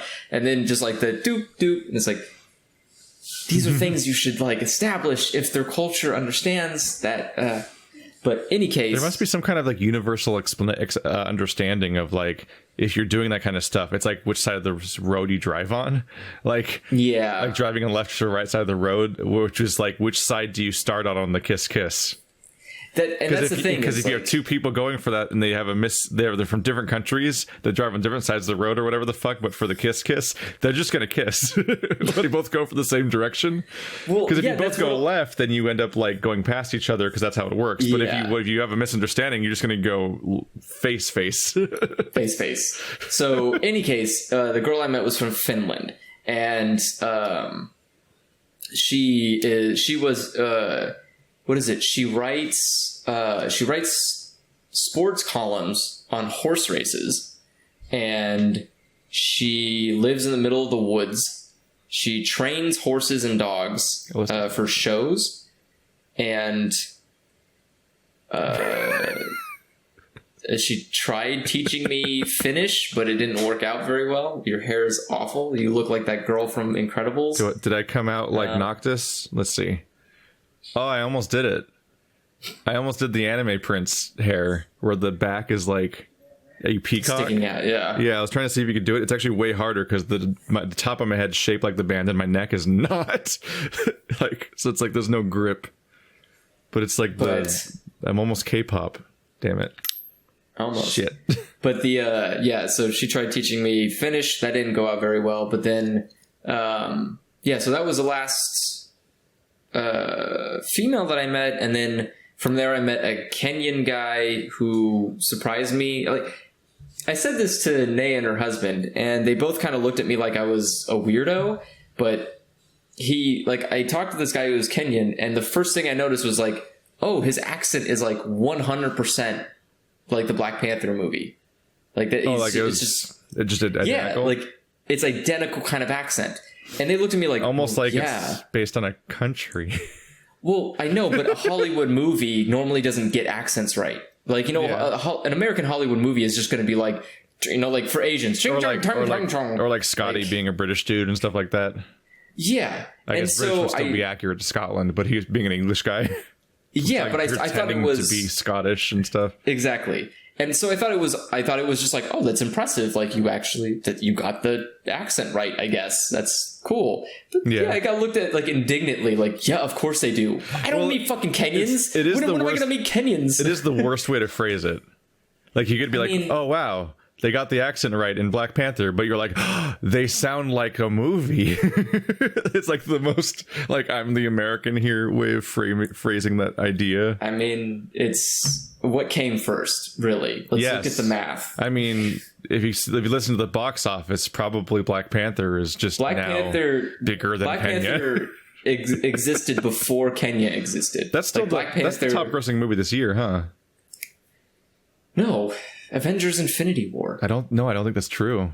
Yes, it is. Shut your face hole. It is. Look it up. I guarantee. Black Panther. What? Black Panther. What? Yeah. Yeah, it's winning by like 20 million. 20 million. Yeah. Yeah, it's Black Panther, Avengers Infinity War, Incredibles 2, Jurassic World, Fallen Kingdom, Deadpool 2. Black Panther is the third highest grossing film of all time? It apparently did really well. I still need to watch it. I haven't watched it either. It's on Netflix now. It's just that it's just in a list of like 10 movies where I'm like, oh, they're on Netflix now. Maybe I'll watch it. But then I'm always have just enough time for one episode of a television show as opposed to a 2.5 hour movie. Yeah. So it's like, I also want to watch the new Coen Brothers movie that's on Netflix, but also that's a movie. And in the evening, I'm done with all of recording and editing and so on. And then I'm like, all right, cool. Let's watch a thing. And it's like, I'm looking for more like 50 minutes or less. And I don't want to watch it in shifts. That's fair. Movies are work. I just won't watch it. I have no interest. I think Black Panther is kind of like the most boring superhero because he's just like, I have strength. That's it. And it's like, what do you do with it? Yeah. I protect Kenya.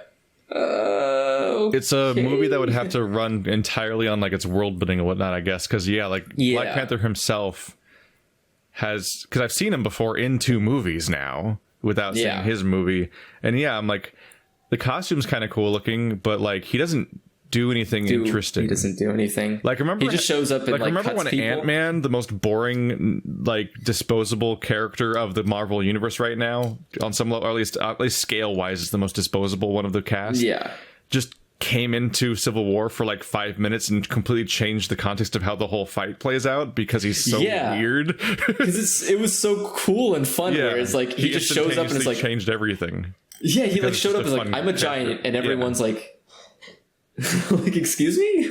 Yeah, it's like when you're the different characters, like, what does Ant-Man do? Okay, that'll change things. Or like, what does Gambit do? Okay, yeah. What does Black Panther do? He jumps and kicks and claws, and I'm like, all right. Yeah. On the list of everybody in that cast, that's actually like, it's weird because he's a mainline superhero character that he's comparable to like Hawkeye and Black Widow in what he'll do in a fight.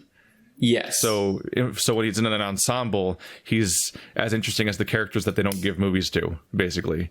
But they're doing something with the rest of it apparently, because like people do like the movie, and it's definitely. I think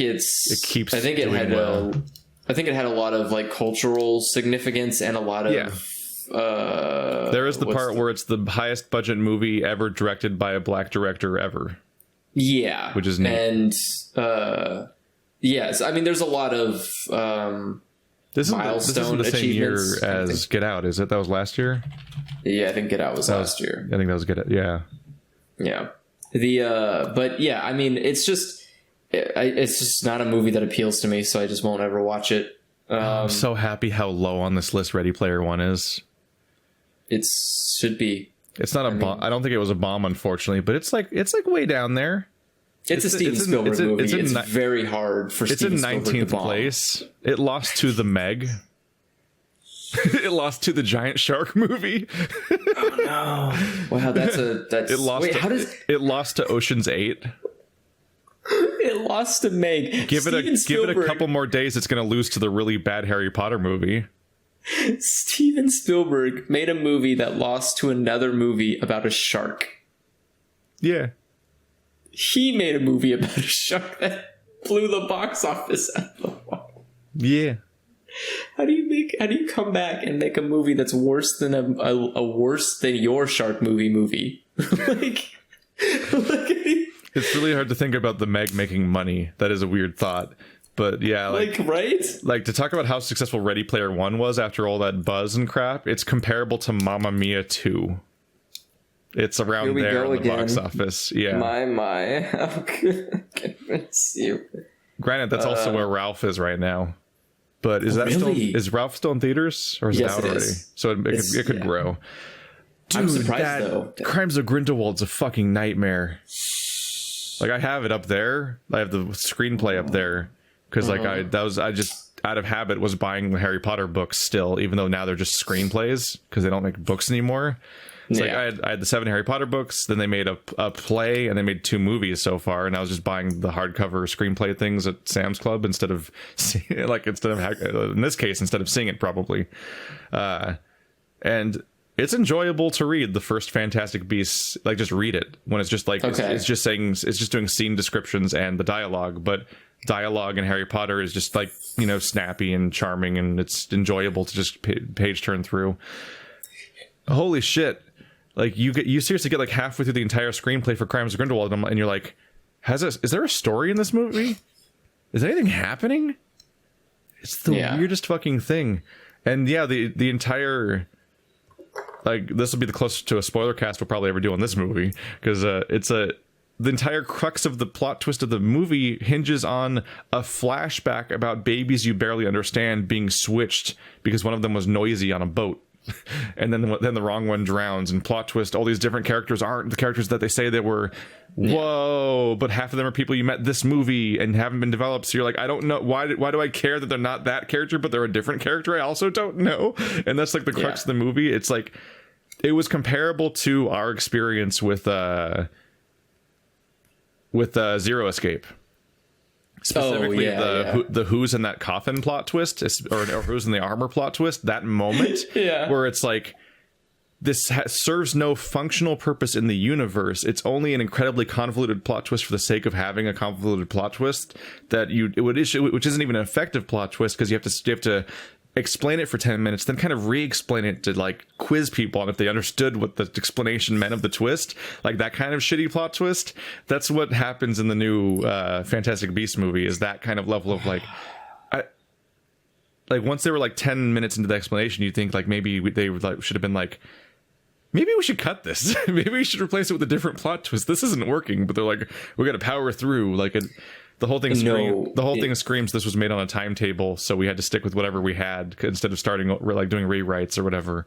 Because it's a nightmare. It's because they keep letting her write, and they need to stop. It's not going well. No, they need to literally tell her she can't write.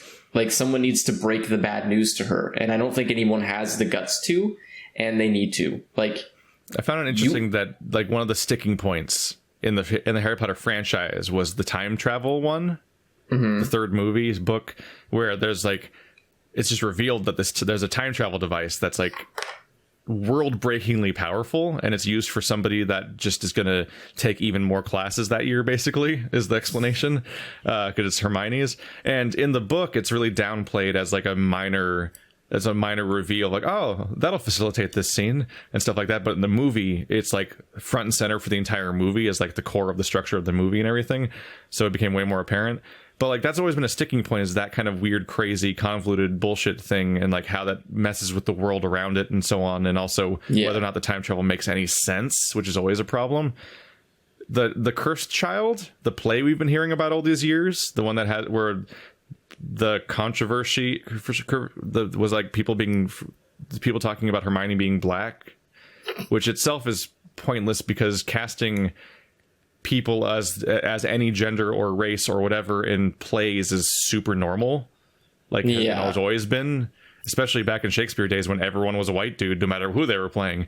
Those are some fun love scenes with Romeo and Juliet, huh? Like that, but that entire play is a time travel plot. The entire one, like, it's straight up, we want to save Edward from Twilight, who died in the 4th book.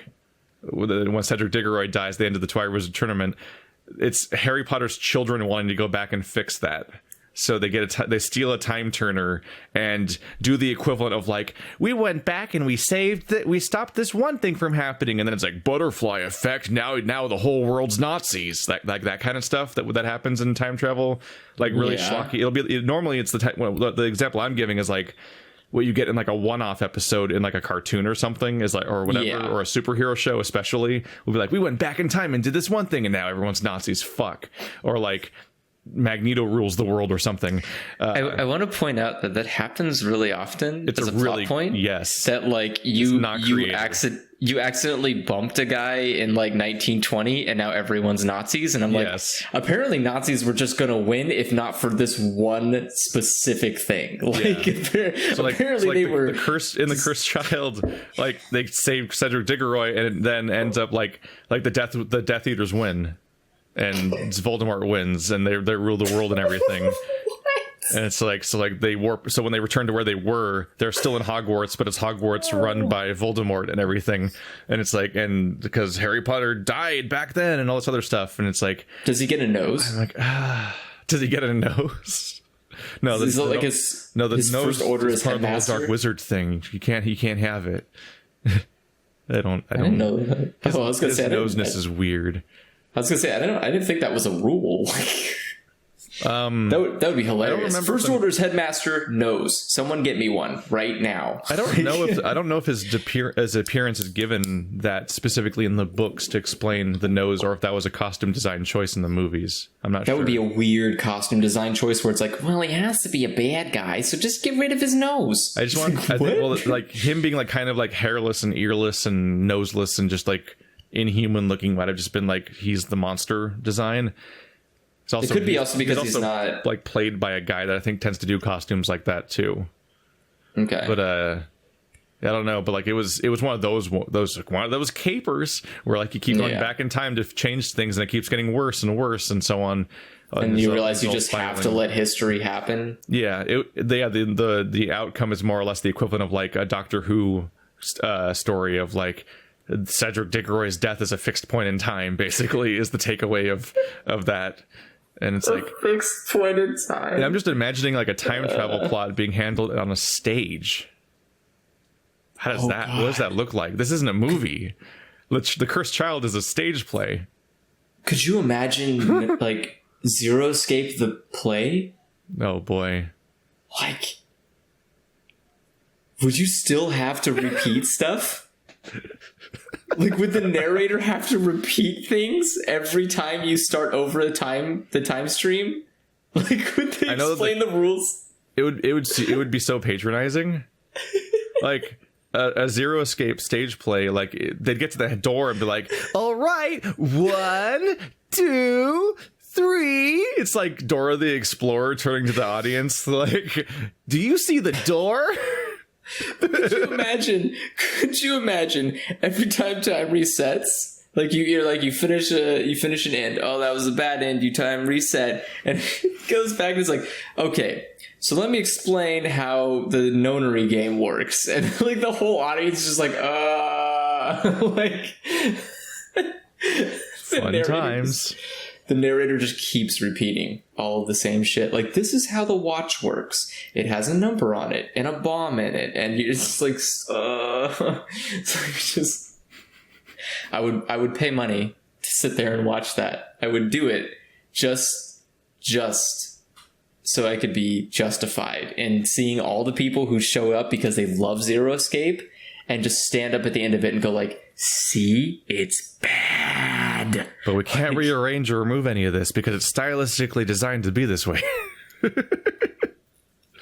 You know, this is why people have a thing called an editor when you write a story. So their job is to literally go by and make sure, does it make sense? Which is one of the top criticisms given to both J.K. Rowling and George R.R. Martin after they became famous. Is that they just cut that out? All their stuff started inflating, and it's because nobody could edit them anymore. Which is also what happened with the Star Wars sequels. Is that there was no editor on George Lucas, and he was just making these nightmares. Because it's a weird trend that happens when you become like renowned. Is that suddenly people just trust your genius, not understanding how your genius even developed, which was not by you just shitting all over a page and hoping that it works, which is what J.K. Rowling does. On my end, I'm like the one like encouraging thing about the terrifying idea of like ever writing a book is the idea that like, oh shit, somebody's in there with you. Like somebody has to go through and you don't just like have to make a finished book like magic and then put it out. Like there's like a bunch of stages to it and somebody else is working with you on and everything. Because holy shit, like it's too much. It's a lot of work. And like, especially, I always talk about it because like the only thing I know a lot about in terms of editing is just manga and light novels in Japan, and they are just brutal. They will come at you quick. Because like the point of an editor is like, especially in Japan, is like the idea is you are you need to be the voice of reason, and you also have to be the viewer. So like an editor has to read a manga, like a manga chapter, and go, as a 10-year-old child, I love this, or as a 10-year-old child, this is poopy, and you should give me my money back. Like, and so they have to get into that mindset, and they have to just straight face tell somebody who worked like probably 3 nights in a row without sleeping, this is shit, go back home, do it again. Like, and that is, I wonder about how do they make the finished comic and then do editing, or it's like it's gotta be like sketches or something, right? Yeah, like so it's I'm thinking like Junji Ito drawings. I'm like, no, it's but that does happen. And it's where like some Junji Ito or Berserk levels of like drawing or like going back and do it again now. Yeah, there has been times. I know with Berserk, there have been times where he does, because like, you know, they do basically rough sketches like they would in a movie, where you're doing like, this is what the scene is, a stick figure, and like they do rough sketches of the scenes to try to show like, this is where the character's going to be, these are the action scenes. And I know Berserk has had moments where the editor has approved stuff, and then once it's drawn in, you know, like once the guy gets it down to the nitty gritty and draws it, he goes like, it's a lot worse than I thought it was going to be. Like, because like when you look at it in a sketch, it's very innocuous. When you look at it very detailed, I don't think we can publish that. So do you think it's more encouraging or soul sucking to see a physical representation of your life's work like growing on a shelf? Like the idea of like if there's like the back there, like just seeing all of your manga books slowly accumulate on a shelf, and that's like your life's work. Like, do you think that's like I wonder if like it's encouraging, like, oh look, like all those milestones I'm reaching, or if it's like Portrait of Dorian Gray, like it grows stronger as I grow weaker. Like I think it's dependent on the mangaka. So I know, like, say One Piece with Oda, he looks at it as a pride, where he says like, I can't believe people keep buying, you know, like keep loving my stuff enough that I have 2 literal bookshelves of fucking manga. Like that's impressive to me. I always wonder like what percentage of manga creators have a collection of their exact manga in their house. Like, they all get a free copy thing or something. Yeah, but like on display, like they have a shelf that accumulates their work over time. I saw a confusing one, which is that I saw a shelf of Junji Ito's place just because it was like some photo or something of him or whatever. They usually that had like. It had like 1 copy of one manga and like 4 copies of another manga, and then nothing else from any of his personal works. And I'm like, that's just a storage shelf, isn't it? Like, it's not even like a library. This is weird. A lot of them tend to be like reference stuff. So like they'll have a lot of reference books or things of that nature just hanging out nearby their desks. The other thing too is that a lot of some artists don't really want to, like, there's no reason to display their work. A lot of them actually prefer not to display the manga, but the Jump volumes. So like they'll buy the volumes of Jump because it's more. Like it's like, I got printed in this. Yeah, you know, it feels more exciting when you can pull out a volume of Jump and go like, look at this. I was in this magazine with this manga going on. You know, like those are more. I tried Googling Junji Ito office, and it does not lead to the results that actually help at all. Yeah, you get a bunch of pictures of his manga, a few pictures of him just sitting at a desk that's the wrong camera angle to see anything behind him, and then if you scroll for a bit, you get the PT lady. I don't really understand. Although sometimes he was going to work on Silent Hills. Yeah, Junji Ito. Silent Hills was confirmed as it was going to be Guillermo del Toro, Hideo Kojima, and Junji Ito. And Konami was like, this looks like too good of a thing. Fuck it. How did you throw that away? You would have had, like, I think that would have been best-selling game of all time. That's never works that way, unfortunately. No, it would be. It would seriously be. It would be like a best-selling game of all time if it went through the cycle of being canceled, but then somehow came back after all the hype about how much of a lost opportunity it was. It has been like if somebody managed to, like if somebody got the rights to it somehow and then it actually got made with those people despite everything, now it might become a top seller. Although it still has to beat Red Dead Redemption and a bunch of other things that normies care about. Let's just say that maybe Death Stranding happens to be a Kickstarter to buy the rights to Silent Hill. Kojima just uses all of the profit from Death Stranding and just buys the rights to Silent Hill. I think Konami is one of those spiteful Japanese companies that will hold on to that kind of thing no matter how much money's offered to them, because they're like, no, fuck you, it's ours. It dies here. I think I talked about this on the Discord, and I think Konami actually would sell it as long as... same with Metal Gear. They would sell any rights as long as they were legally allowed to keep being the sole distributor of the pachinko machines for those games. They don't care. Hope being that somebody else will make it more hyped so that their pachinko's more successful. Because Konami doesn't care about games. They care about the stupid pachinko. And I mean, I'd like somebody to have Silent... well, really all of those properties, but I'd like to see Castlevania. Especially since Konami wasn't making... any correct Castlevanias for like 20 years or something. Yeah. Like they were making like 3D God of War games and stuff like that. And it's like, so even when they had it, we weren't getting Castlevania games for the most part. Except the 3, there was like 3 on handhelds and whatnot. The Konami is a weird company. Like it's interesting to see that like Metroidvania has been one of the most popular genres of indie game for like over the course of like the last like 15 years. And both Metroid and Vania haven't been making Metroidvanias for most of that time. I've heard that Metroid Primes are technically 3D Metroidvania style games, but I don't know enough about them to see that. But like Castlevania had like a trilogy of DS games and then just stopped basically. And then it was just like the Castlevania console games that were like God of War and that one weird multiplayer one that was just all the assets of other Castlevanias mashed together into a multiplayer lobby where you could play as 4 Castlevania protagonists together to playing through a zone. Oh yeah, which that game was actually fun, but it wasn't Metroidvania. It wasn't a Castlevania. So like that genre hasn't existed in the forms of its own games for most of that time, really.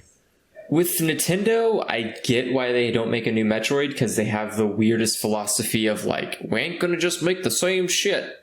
Like there has to be some kind of gimmick that makes Metroid stand out from just being Metroid 1 again. They also take so long to make games, and their top flagships are always Mario and Zelda, so they got to get that out on like every console and so on. So like if there's going to be like a Metroid or a Star Fox, there's always some other company that they're just farming it to, which is how we got the really weird Star Fox game that came out this year, which I didn't know about till it was out. Did you know about that? There's a Star Fox game. It's made by Ubisoft. Wait, what? Yeah. What? You about to look up this shit? Yeah, I can't even tell you the name of it. You have to look like Star Fox Ubisoft 2018. It's like an open world, like it has the ships again. It's not like adventure, like it's not like Star Fox Adventures or anything. You're like flying Starlink Battle for Atlas? Yeah. What the fuck? What is Starlink? Yeah. It just came out of nowhere and I didn't know it was coming. Mainly probably because I didn't watch E3 where it probably was announced or something. But it just out of nowhere, I'm like, oh, Star Fox is back. It wasn't even long this time. The other Star Fox game came out like a year ago, didn't it? I didn't even see this come out. Oh, wait. Starlink this looks awful. It's an odd one. It looks really polished or something. Why are there humans? Yeah, I don't think you play as Star Fox. What the wait, what's just like random? Oh my god, is this supposed to be like... I think it's like the Star Fox characters show up in it, and it's supposed to be some universe, but I've not looked into it enough to see if like... I don't know if it's like, is this supposed to be expanding the Star Fox universe, or if it's supposed to be like, whoa, the Star Fox cast went through a wormhole and they're in this world, we got to figure out how to send them back, or... I have no idea what the premise is. No, It didn't look very just, fun. It looked they pretty. just show up. It's not a Star Fox game. It's a space game with featuring the Star Fox characters with a play on the Star Fox name and featuring R-Wings and them and everything. But they only show up in the Switch version. I thought it was only on the. Oh no, it's for every console, but the Switch version, because it's toys. You have to buy stupid physical toys to play it, and so I did not know Starlink was even on the other consoles. I totally thought it was a Switch exclusive Star Fox game. No, you have to buy the Star Fox ship toy and then plug it into the game, and then you can play as Star Fox. And then there's just some cutscenes and stuff featuring. Oh, I was wrong about this whole thing. Okay, thank goodness. I totally thought it was a Star Fox like spin-off with Ubisoft, which makes sense in my head because I'm like, they just did Rabbids. Yeah, they already did a Mario spin-off. I was not prepared for you. I was not prepared for you to say they literally were made, like Ubisoft was given the reins to make a literal Star Fox game, because that sounds scary. Yeah, I would not trust Ubisoft to make anything. Do you ever have the reaction of like their heads look wrong whenever you see Star Fox? Yeah. No. Ever since Star Fox and Star Wolf and everyone made the jump to like higher resolution graphics, I've always felt like their heads are shaped wrong. Like it looks too much like a full-size normal human shaped face with like a muzzle like just sort of strapped onto the front. Like there's something weirdly bulky about the top half of the head that always looks weird. It's because their hair. It's some of that, but also like the head is like physically taller and more bulbousy than you expect like a wolf head to be shaped like. Oh, because it's like, more cartoony. Yeah. They have like a cartoony larger head and then like a more almost normal human body. Which is weird.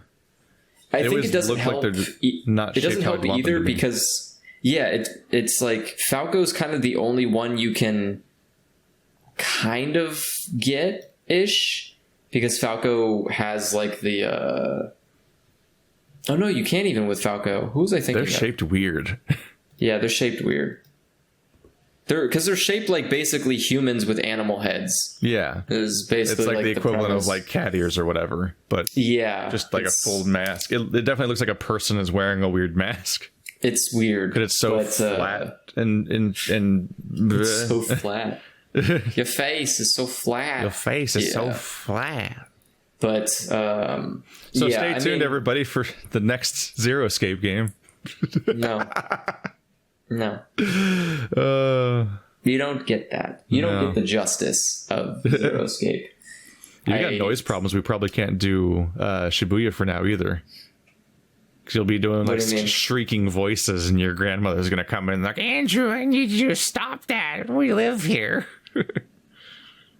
They won't for long. Yeah, I'll see how it goes in the evening. I got to do tests and see how the sound works between when the doors close and they're not in the room and they're like all the way on the other side of the place. If they're like, if they can't hear, I need to try out doing streaming and see what my voice, what your allowances are, what you can get away with. Yeah, basically see what I can get away with. But I mean, Shadow's here too, so another issue is that trying to, like, I don't want to coop him up in the office, but if he's just out there, which he is, just looking at me sadly through the glass, because these aren't real doors, these are like glass doors. Oh, he can see you right now? He can see me, so he's watching you the whole time. Yeah, he's just looking at me like, why? Right, Shadow's back. You have Shadow back. Yeah, Shadow. You got to put away your Shadow like doll replacement. Your surrogate Shadow. That's the only thing I missed about I missed in Dubai was not having access to my dog. What's going on? Okay. Being told that that food will be available within a time frame. Yeah, see, Shadow. Kind of. Let's see if I can. Oh, the door's right there next to you. There it is. Oh, look at him. And they ran away. Look at him. Oh, he's afraid of cameras.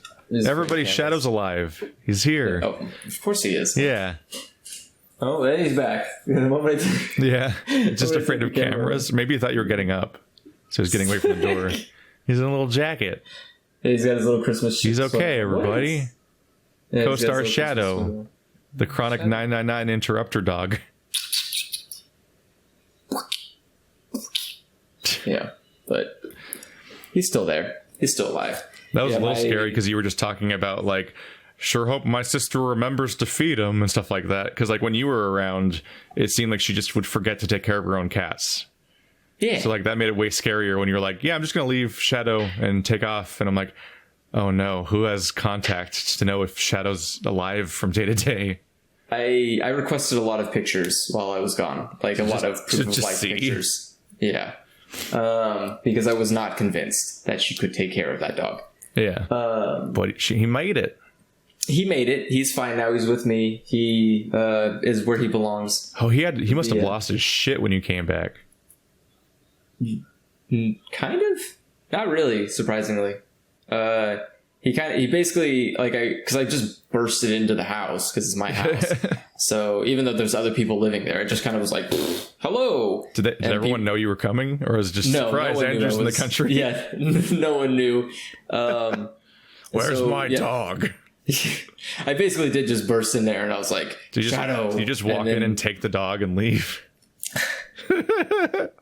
It's mine now. Scoop and walk out. I mean, Shadow wouldn't have cared. He would have been like, I'm happy. Yeah. But for context, the house that all the recordings happened before for the previous podcast episodes and other stuff is currently very occupied with other people. It's got 2 children and 2 couples. So it is not a place for me to live anymore. I guess since we've been doing this for a few hours, do you want to like say anything about your plan here going forward at all, or what you're going for? Since people are invested, they're like, "Where's Andrew? What's going on with him?" You just like, "I'm running off to Dubai, goodbye." And we did one podcast since then, and that was 3 months ago already. That's crazy. I checked the SoundCloud earlier when I was trying to figure out how long ago the original departure was too. That one podcast we did was 3 months ago too.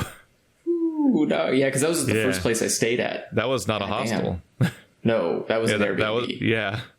That was a nice place. I have never, since that place I stayed at, I've never stayed at a single other place in the country that had decent internet. Yeah.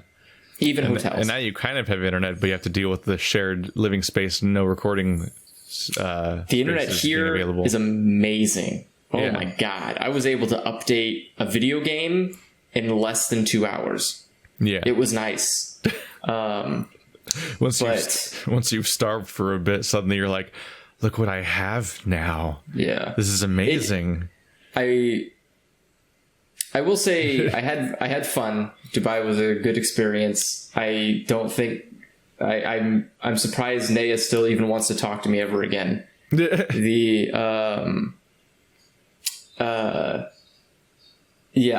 think it was a good decision to go. And the hard part I have is not knowing if I want to go back or if I want to just go to a completely different area. I did that, and then just go to a different European country. Yeah.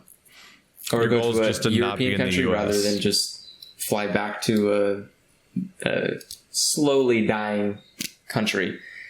Oh, is video cutting out? No. Come on. Oh, okay. I think we're good. And then, but yeah, so for now, the plan is I just had a phone interview with a company today, and I'm going to go to the physical interview sometime later this week, I think.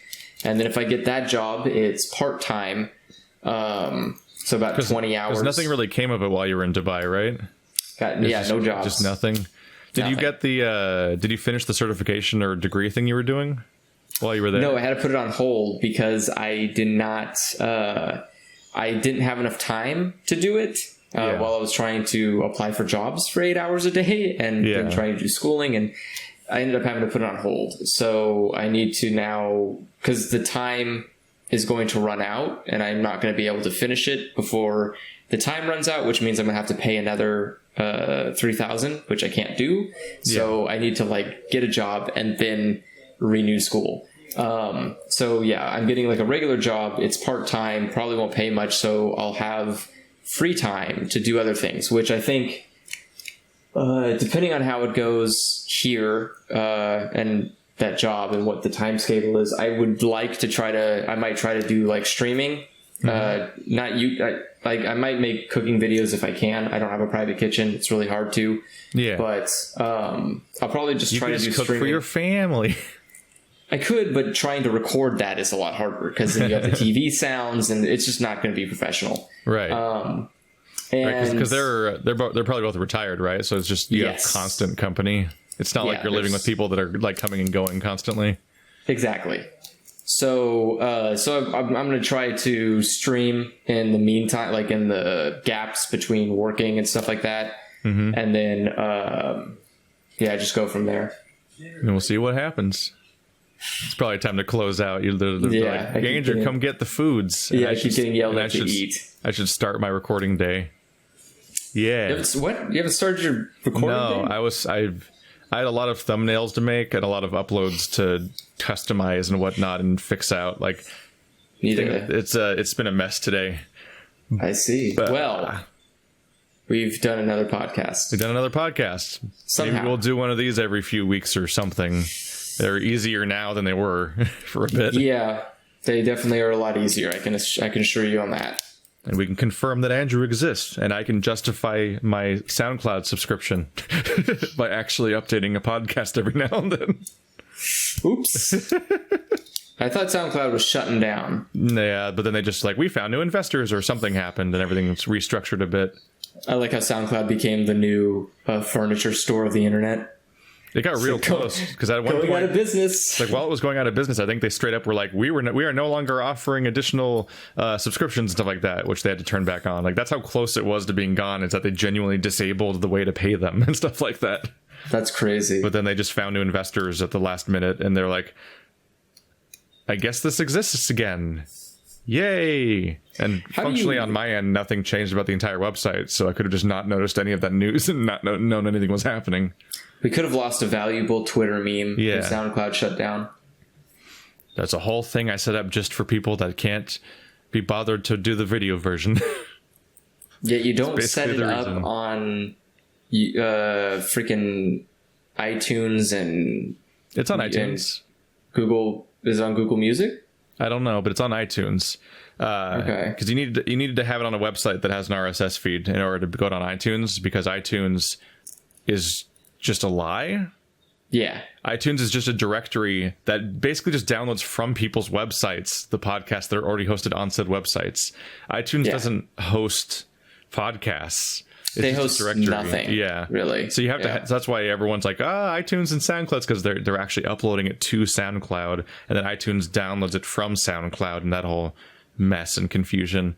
Yeah. And that was so convoluted and annoying that I was like, that's enough. I feel like if people want it on their other thing, like, I have the download link enabled on SoundCloud. They can get the files, goddammit, and do their own shit if they want. If they're picky about which of the 15 other things they want it to be on. Like, I'm already jumping through hoops and paying money to give you this audio version, and I'm like, you can do the 2 steps if you want to. Yeah, put the file on your thing, it's fine. You could, there's a way to do it. But people are like, I want it on my directory. It's like, it's not even like Apple versus Android. It's like, it's available already. You have a web browser. You already have the audio version available no matter what. It's just you're picking about which website I put it on. It has to be on Spotify, and I'm like, having it on Spotify would be nice. Hmm?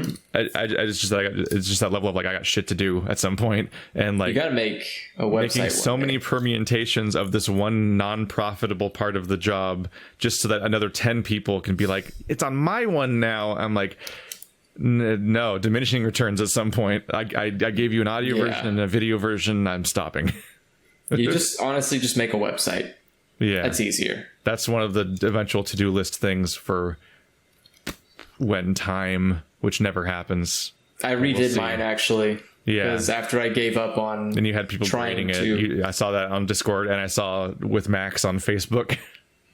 No, I gave up on that version. Because I